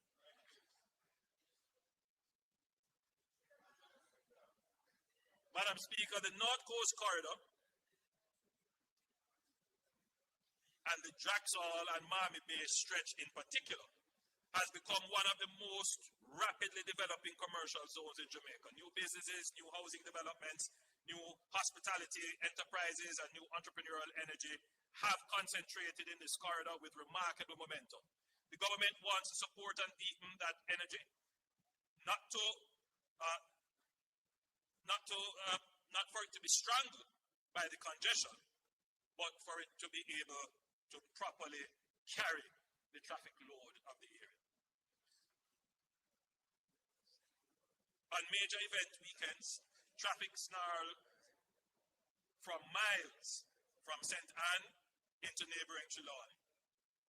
The North Coast Highway capacity has been exceeded by the very growth it helped generate. And attempting to upgrade a heavily used roadway while traffic is still flowing through it, as we learned from the South Coast Highway Improvement Project, causes disruption and dislocation that simply cannot be absorbed by communities and businesses that depend on the corridor for their livelihoods. The solution is to build the alternative first. Detailed feasibility studies are being completed for the North-South Highway Extension Project. The proposed extension consists of two segments branching from a new grade separated interchange near Miami Bay, westward to Discovery Bay in St. Anne, and eastward to Tower Isle in St. Mary. Together, these extensions will create a high-speed toll alternative to the existing North Coast Road, diverting through traffic away from the congested commercial corridor, reducing journey times dramatically and unlocking the tourism and investment potential of the wider North Coast and St. Mary to the western parishes. Once the North-South Highway extension is sufficiently advanced, the North Coast Highway Improvement Project will follow, upgrading the existing alignment from Montego Bay to Draxall, including the dualization of key sections where traffic volumes and safety demands require it. The Draxall corridor is not a problem to be managed. It is a success story to be expanded.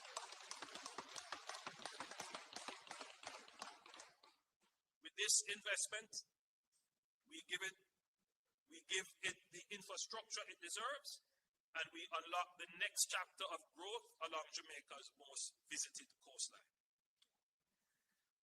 Madam Speaker, I now turn to the eastern end of the island, Port Antonio. Port Antonio is unlike anywhere else in Jamaica. It is the birthplace of Caribbean tourism, the town that first showed the world what Jamaica could be, drawing Hollywood legends, royalty, and the world's most discerning travelers to its twin harbors and extraordinary natural setting. It deserves a future worthy of that legacy.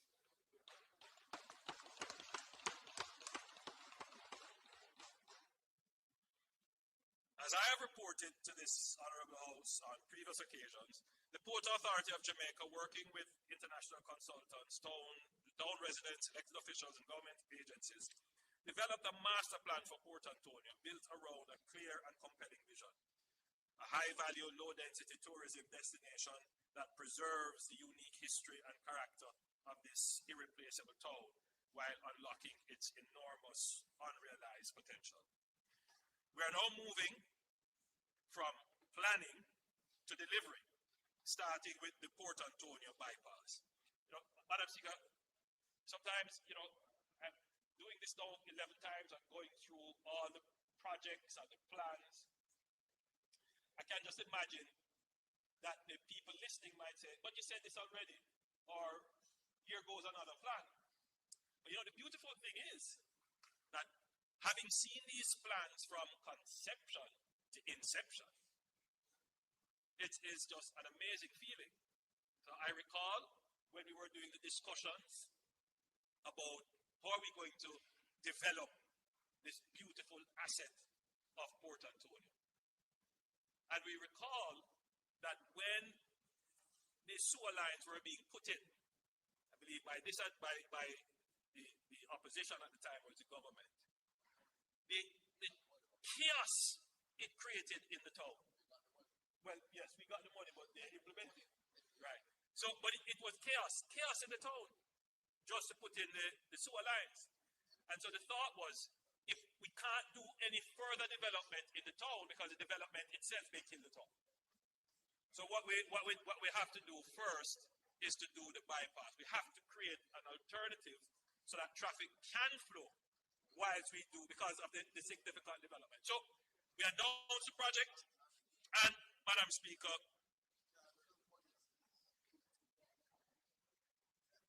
and I'm now pleased to say that the project, man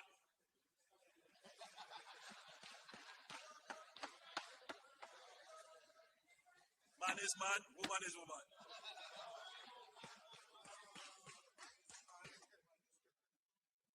Mr. Speaker, I'm pleased to say that this project has started.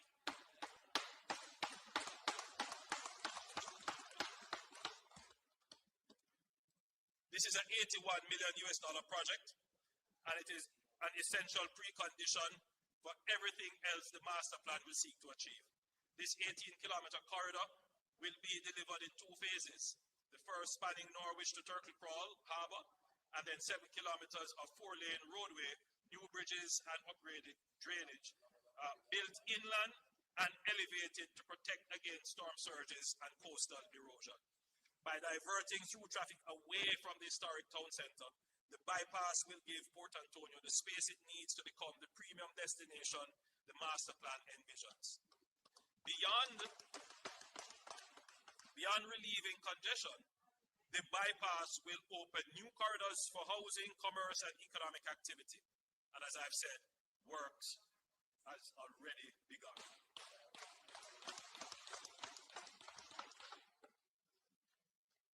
The broader master plan will deliver 4 transformational elements: a new cruise terminal in the East Harbour, paired with high-end hotels and villas on the Folly Lands, which will establish Port Antonio as a premium cruise destination unlike any other in the region, intimate, authentic, and famed by some of the most spectacular scenery in the Caribbean.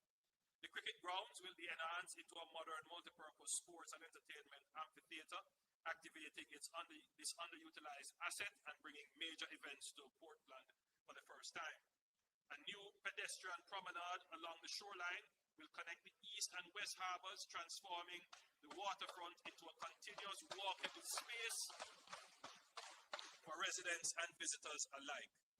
And a new public park will give the people of Portland a world-class recreational amenity on their doorsteps. Madam Speaker, just to be clear, these pictures that you are seeing are not just, promotional rendering. Actual architectural design work has gone into this.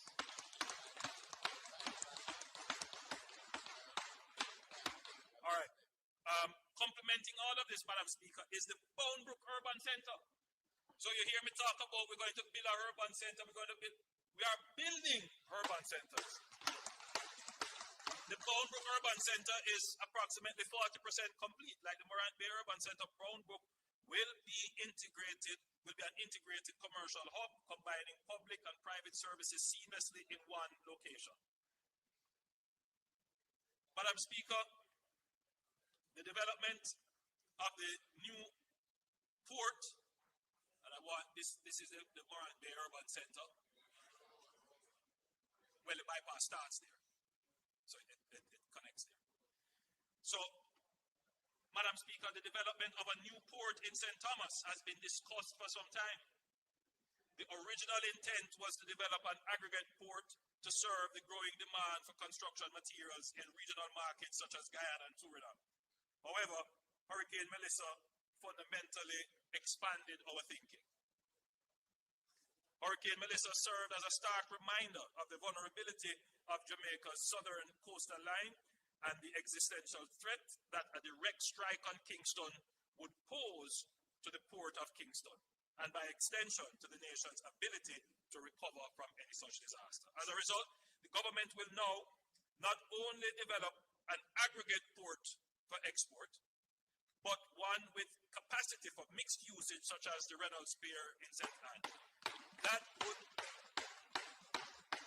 This port will serve as a critical backup to the port of Kingston in the event of a major disaster, while simultaneously driving economic growth and creating much needed employment opportunities for the people of St. Thomas.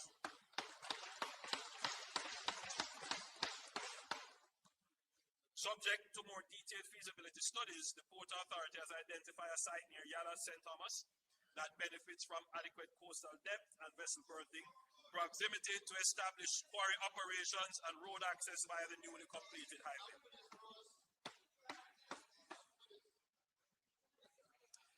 Madam Speaker, the Port of Kingston is now one of the fastest growing ports in the entire hemisphere, and we are determined to ensure that our infrastructure keeps pace with that growth. We are undertaking a series of transformational projects that together will create the largest concentration of near-port logistic lands anywhere in the Caribbean. The first of these is the $80 million Westland projects already underway, which will add 15 acres to the Kingston Freeport Terminal, increasing cargo storage capacity by more than 25%. The second involves the realignment of the Marcus Garvey Drive to the northeast of Tinson Pen and the incorporation of the Tinson Pen lands into an expanded near-port corridor.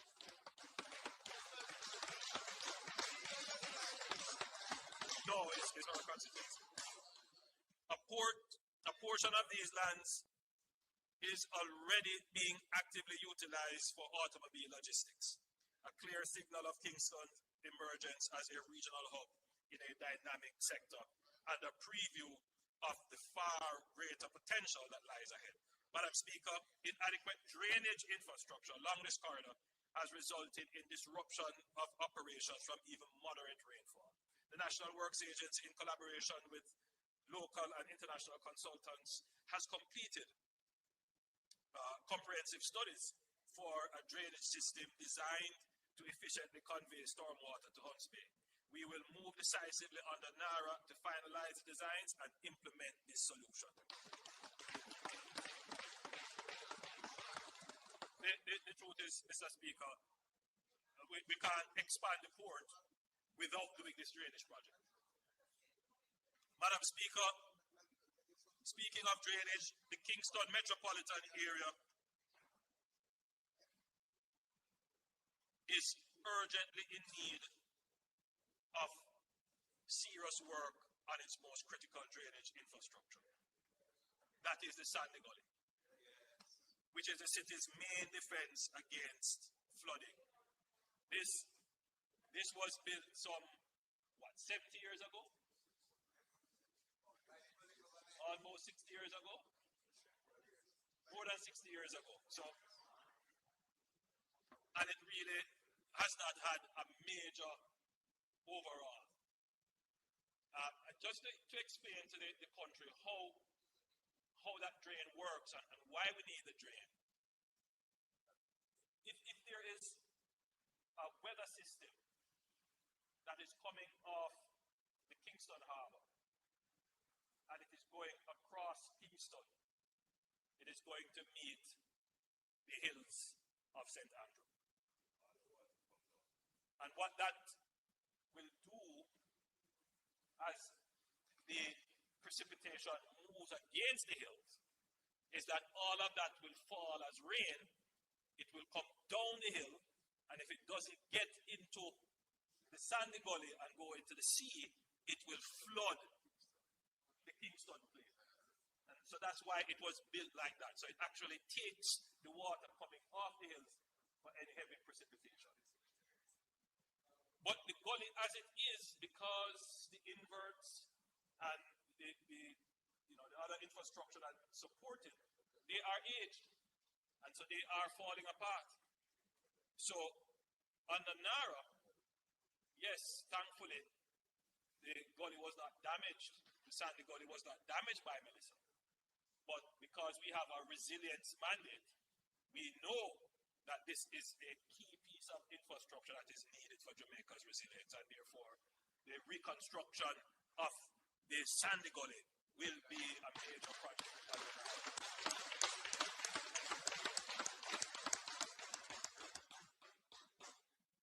Anchoring the entire logistics ecosystem is the Caymanas Special Economic Zone, Jamaica's flagship logistics project.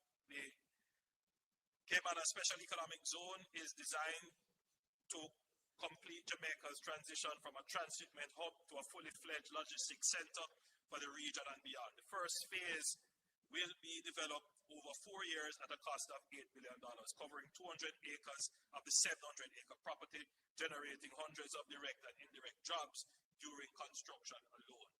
Taken together, the Westland, Tinson Pen, and the Caymanas Special Economic Zone project, which has started.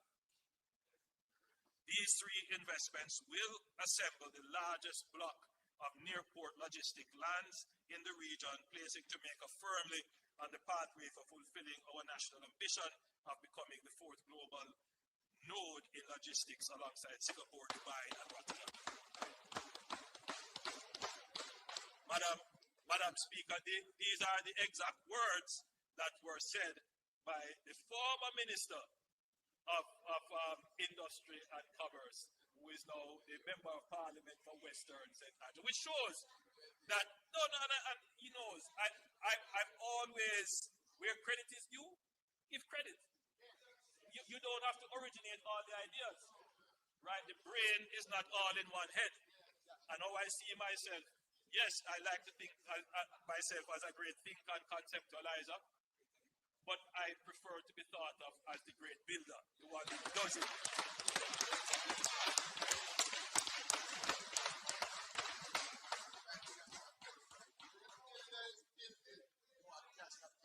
Madam Speaker, when major disaster strikes, the ability of the state to function, to coordinate, to communicate, to make decisions, to serve the people depends on having facilities that can withstand the impact and continue operating in its aftermath. Hurricane Melissa exposed the vulnerability of the government itself. Jamaica currently houses its ministries and departments and agencies in a patchwork of aging, scattered buildings, many of them structurally inadequate, poorly connected to each other, and wholly unprepared for the demands that a major disaster places on government operations. Madam Speaker, the government will advance the development of the government campus at National Hero Circle as a national priority.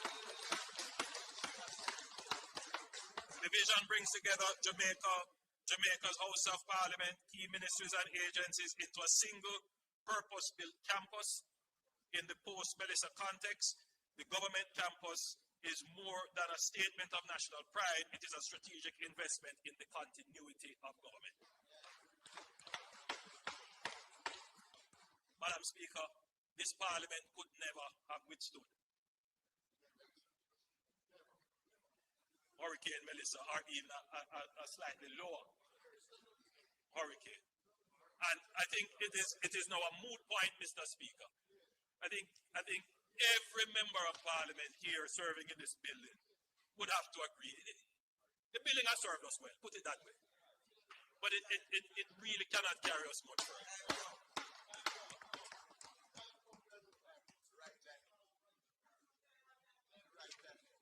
Madam Speaker, resilience is not only our road and bridges.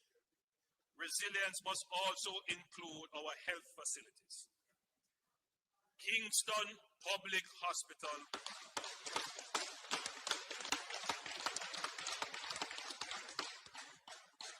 as a historic and venerated as it is, has stood for over 300 years. 300 years.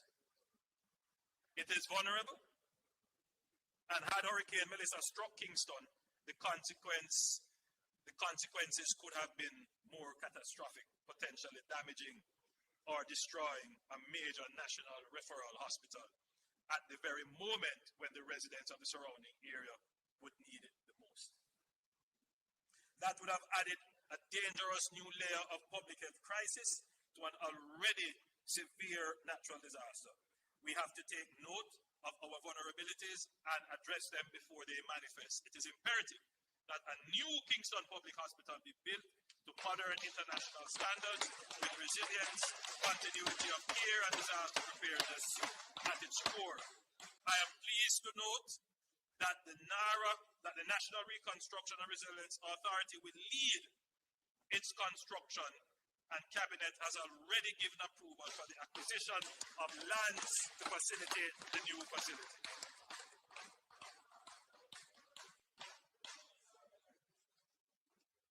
Madam Speaker, both our major international airports sit adjacent to the sea, and we are vulnerable to storm surges and the long-term effects of sea level rise. When Melissa struck, the operational pressure on both facilities was immense. The question that we must answer honestly and urgently: what happens if one or both of our major international airports is rendered inoperable by a natural disaster? The answer cannot be that Jamaica has no answer. Burnham Field has been discussed as a development opportunity for decades. The vision of an aerotropolis, an airport city that would anchor Jamaica's ambition to become the world's fourth logistics hub has appeared in strategic documents. I've spoken about it numerous times. Cabinet decisions and development plans have been made since the 2000s. The long-term vision still remains our aspiration. Former Minister Mike Henry, I'm certain that if he is listening, would be happy to hear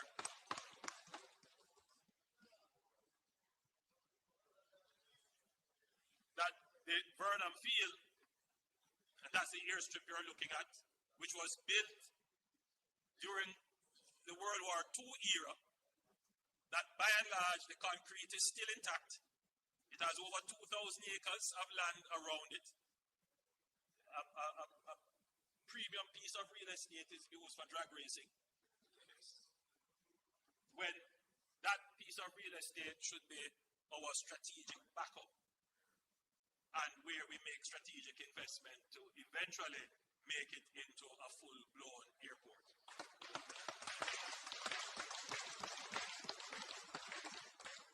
And this is why we will advance the Burnham Field Light project, a focused phase rehabilitation of the existing airstrip to create an international airdrome capable of accommodating the largest commercial aircraft in operation. And this means that in the event of a hurricane, earthquake, or other disaster that renders Norman Manley or Sangster International Airport inoperable, or both, Jamaica will have an inland facility capable of receiving wide-body jets, humanitarian relief aircraft, cargo planes, and military transport.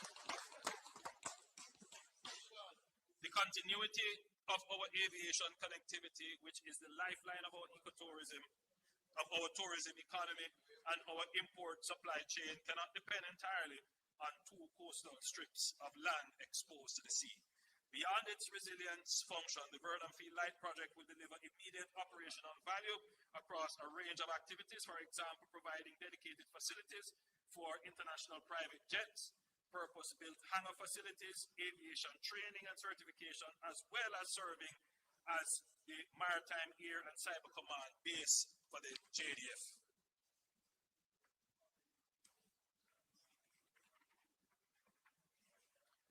Madam Speaker,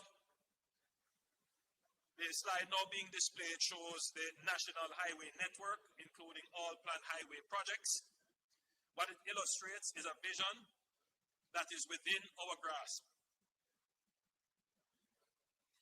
A continuous, modern highway network encircling the entire island, connecting every parish, every port, every airport, and every major economic center into a single, seamless system. The objectives of this network are: one, to reduce travel times and transportation costs for businesses and families, to open new corridors for agriculture, industrial, and tourism development, and to strengthen resilience by ensuring that no community is ever again isolated because of a disaster, and of course, to create new lands for low-income housing.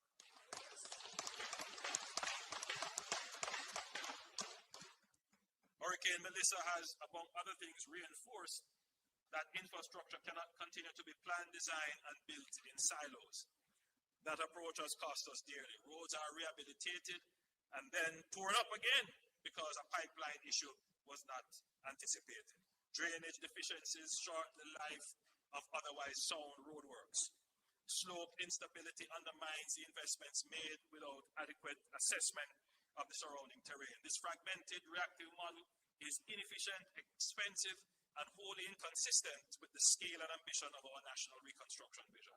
We are therefore moving decisively towards integrated infrastructure planning, a framework in which roads, drainage, water, sewage, utility corridors, slope stability, and climate risk are considered together from the design stage and sequenced into a disciplined way through implementation. Integration planning must be matched by stronger infrastructure governance. Part of what involves a long overdue, that is part of the work which involves a long overdue reform of how we classify and manage the national road network. At present, roads are vastly different purposes. Economic significance and strategic importance are treated in broadly the same way. A modern road designation framework will allow us to distinguish clearly between local access roads, parish connectors, strategic economic corridors, tourism routes, agricultural links, and emergency and evacuation corridors. Madam Speaker, what this will do is to inform the budget. Right now, how are roads repaired? All right, so the government, through a process like this, will identify strategically important roads. And those roads are usually networked. And all of these roads that are built centrally, they stand up. And they carry quite a bit of volume and maintain our connectivity. But a large part of the road repair and maintenance budget is politically driven. MPs feel, and I feel the same way, that I must have influence over the road construction and repair budget. So in other words, road repairs are also influenced by political pressure. Now, maybe that's not a bad model, but what it does is it helps to fragment how the limited road repair budget is spent. So what happens is that the road repair budget is broken down essentially by constituency and by the effective lobbying of members of parliament. Now, the truth is that that strategy may have served well. But what what it creates is a great deal of fragmentation because every year we spend billions of dollars. But if you look at the road network, you can't really say that you have developed a road network. And at some point, as a country, we have to say, look, we need to make impact with the money that we are spending.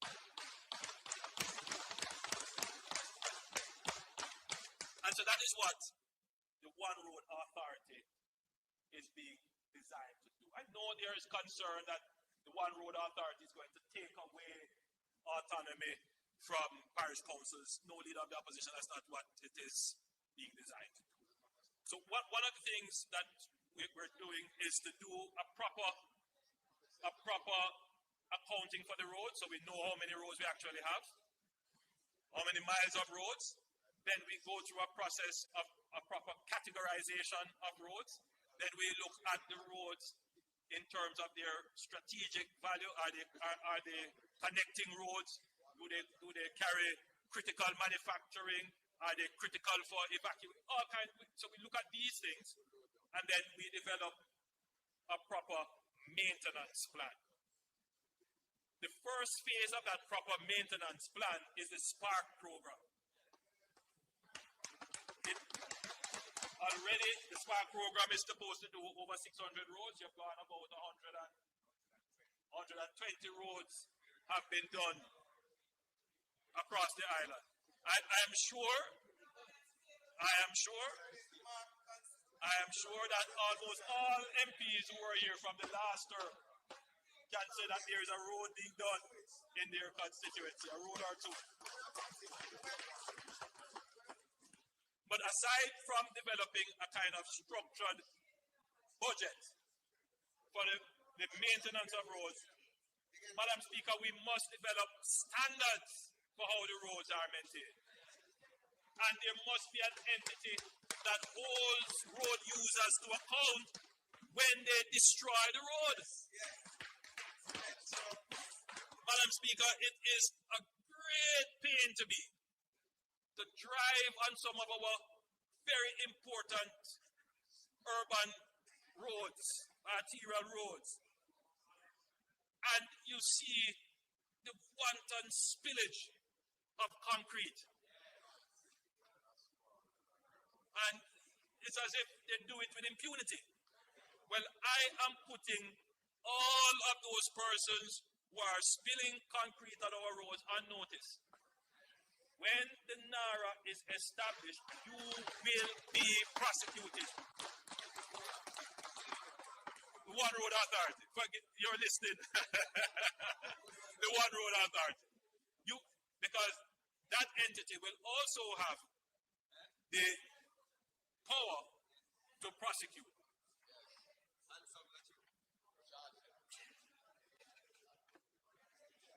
Madam Speaker, I want to turn very quickly to housing. This year, the National Housing Trust marks its 50th anniversary. The NHT has stood as one of the most enduring and consequential institutions in Jamaica's development architecture, a testament to the vision of former Prime Minister Michael Mann. Hail the man.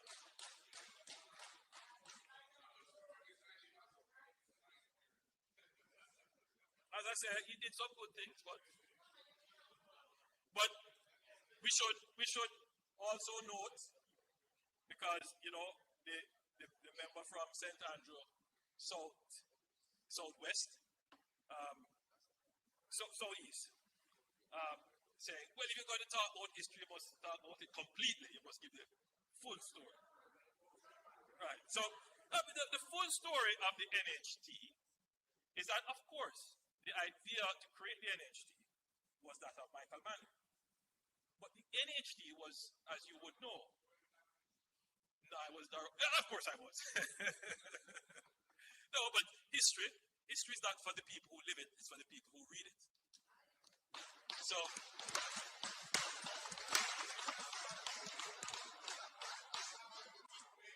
no, you read it. You have to read history.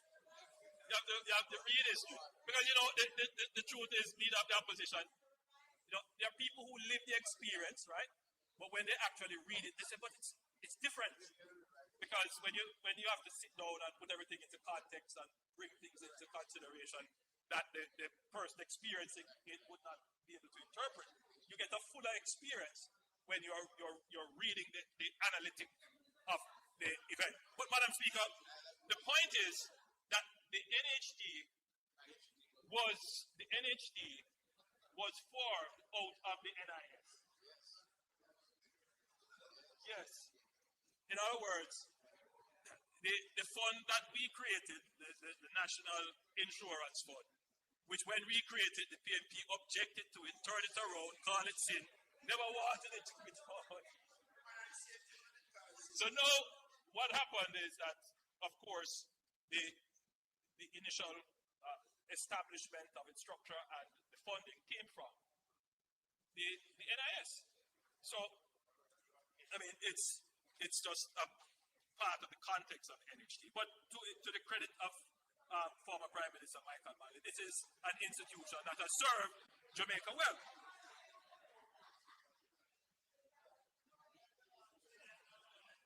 Madam Speaker, when Hurricane Melissa struck, the NHD did not wait. It moved quickly, decisively, and with compassion that the scale of the crisis demanded. Approximately 30,000 mortgages across 7 of the hardest hit parishes received an automatic 6-month mortgage moratorium, providing immediate relief for mortgagors whose homes remain uninhabitable.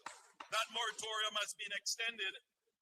That moratorium, the NHC has extended it until the beneficiary is able to restore their home.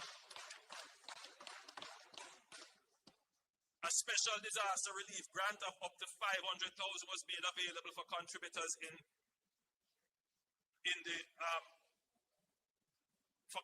for contributors who demonstrated a need, prioritizing those unable to take on additional borrowing, including pensioners and other vulnerable groups. Over 5,500 applications have been received under the grant facility alone, with nearly 1,800 already processed and close to $1 billion disbursed. The NHD has also procured 2,500 semi-permanent housing solutions at a cost of US $19 million for families who lost their homes entirely. The first 300 units are on island and are being cleared for distribution. So finally, we will have some of these modular housing solutions, semi-permanent housing solutions.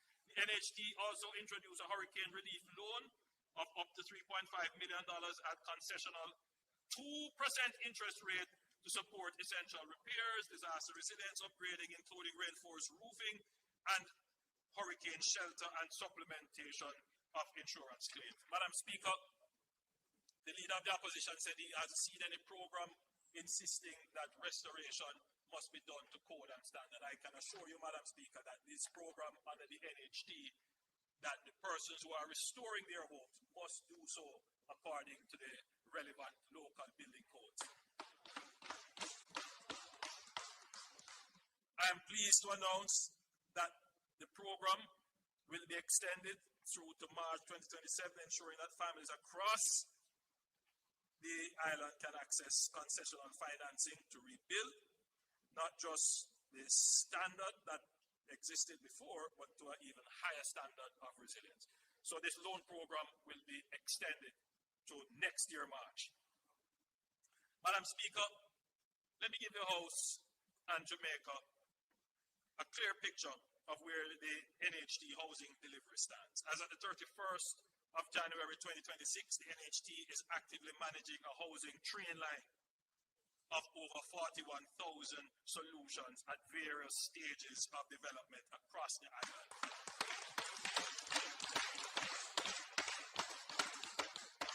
This includes approximately 10,700 units currently under construction. And you see them, those are telling you where they are all across Jamaica.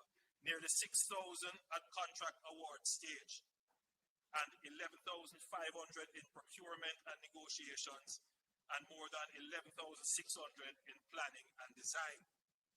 2 major new developments have commenced at the Longville's Longville Meadows in Clarendon, and Friendship Phase 2 in St. Elizabeth, together totaling 2,800 solutions.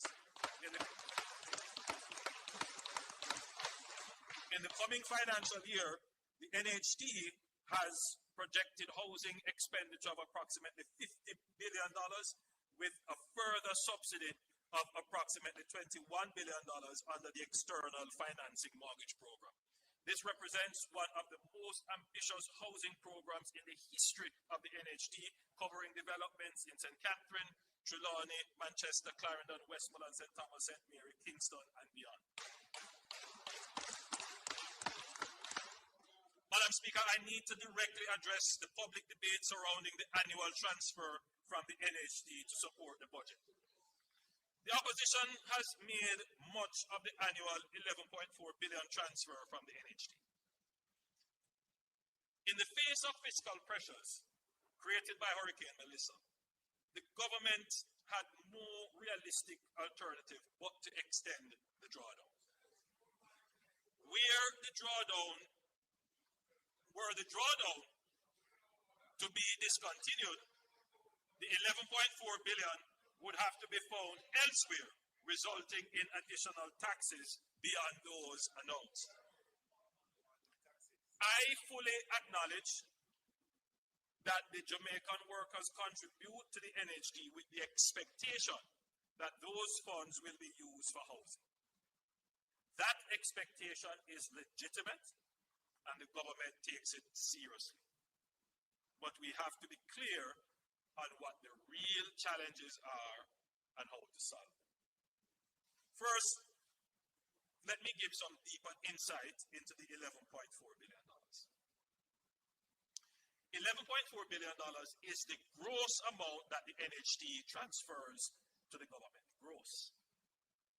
This is net off against the statutory deductions and taxes that the NHD itself is obliged to pay to the government. Technically, therefore, the government gets approximately $7 to $7.5 billion net from the NHD. I think that is a very important contextual element of the problem. No, every year. So, because sometimes we run with the headlines, but we don't really look at the details. All right. Second, the NHD remains a solid, well-capitalized body that is not a fiscal risk to the government.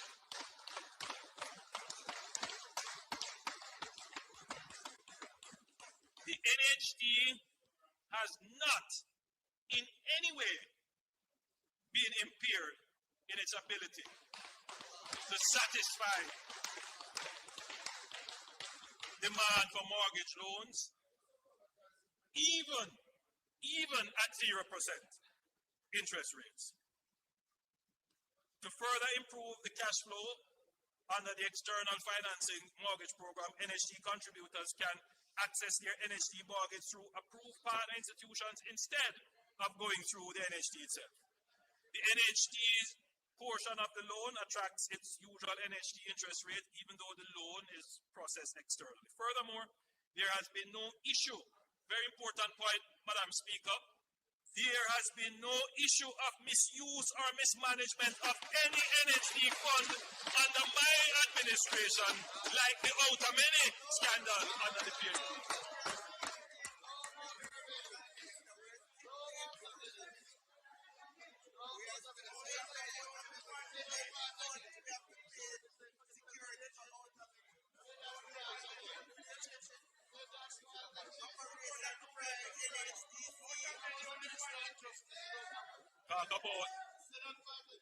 Talk about corruption.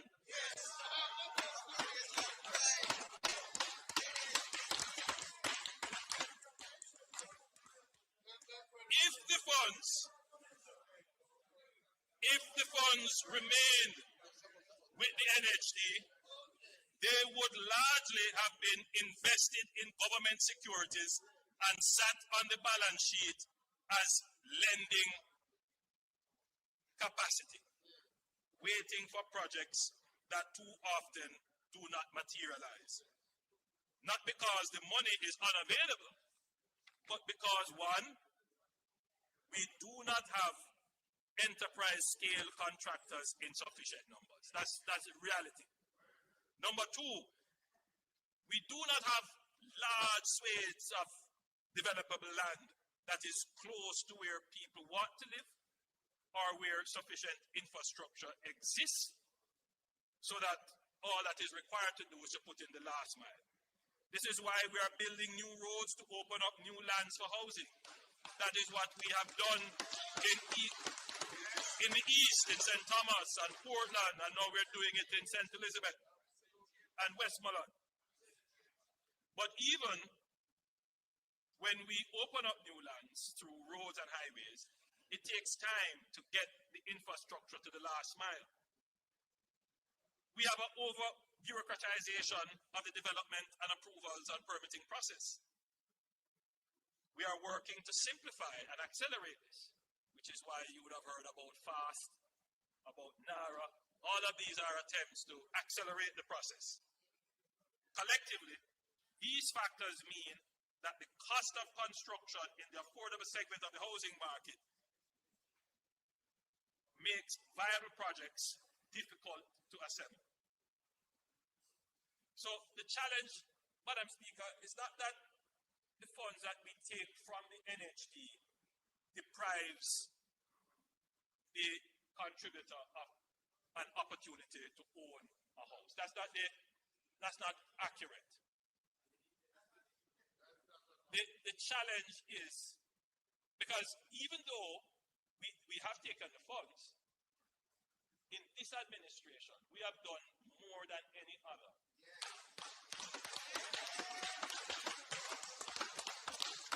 to increase the size of the funds that contributors can access from the NHD. We have increased the number of persons who can co-make or co-join. But more than that, we have reduced the interest rate. Can you imagine you can get a mortgage for 0 interest rate? 0. Right? So in other words, what we have done, very high, 60% of the mortgages are 0%. No, 60% of the yes.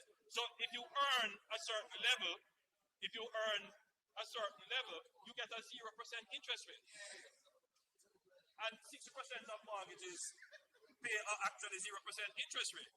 So there's this notion that somehow the funds deprive.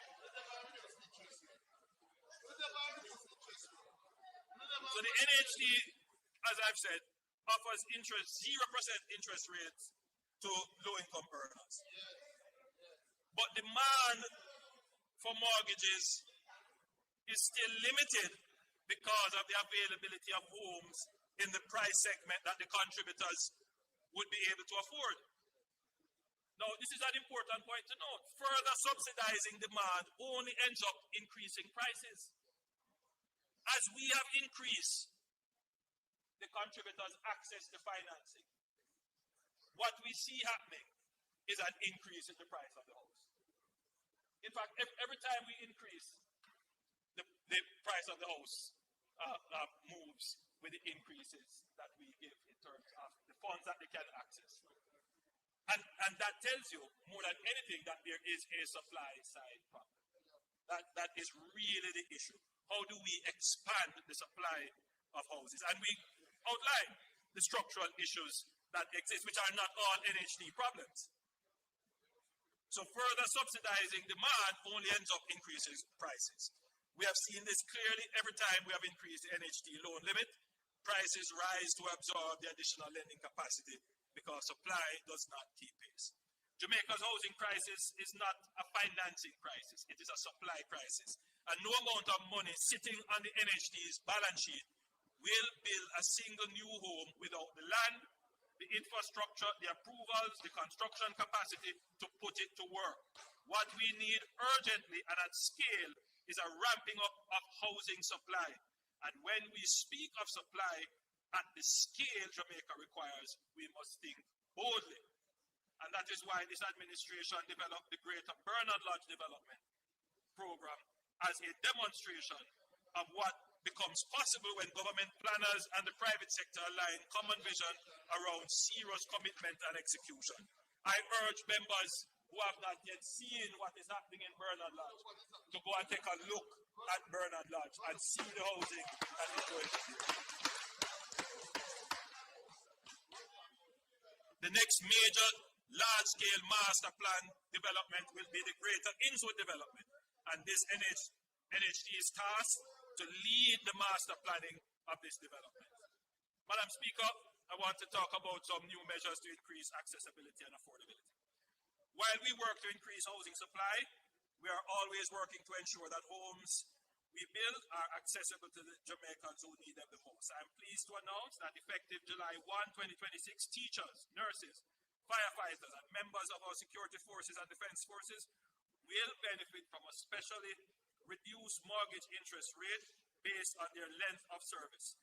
For those with 5 to 10 years of service, the applicable interest rate will be reduced by 1%, and for those with service of 10 years or more, the rate will be reduced by 2%.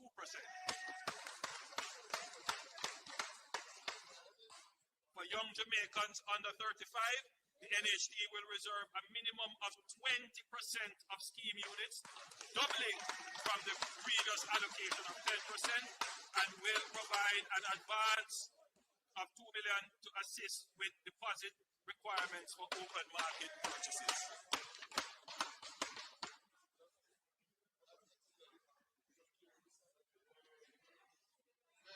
Also effective, July 1, the home improvement loan waiting period will be reduced from 7 to 5 years, giving existing homeowners faster access to funds for maintenance, security, green energy upgrades, and expansion. All of these were commitments made in our 2025 manifesto.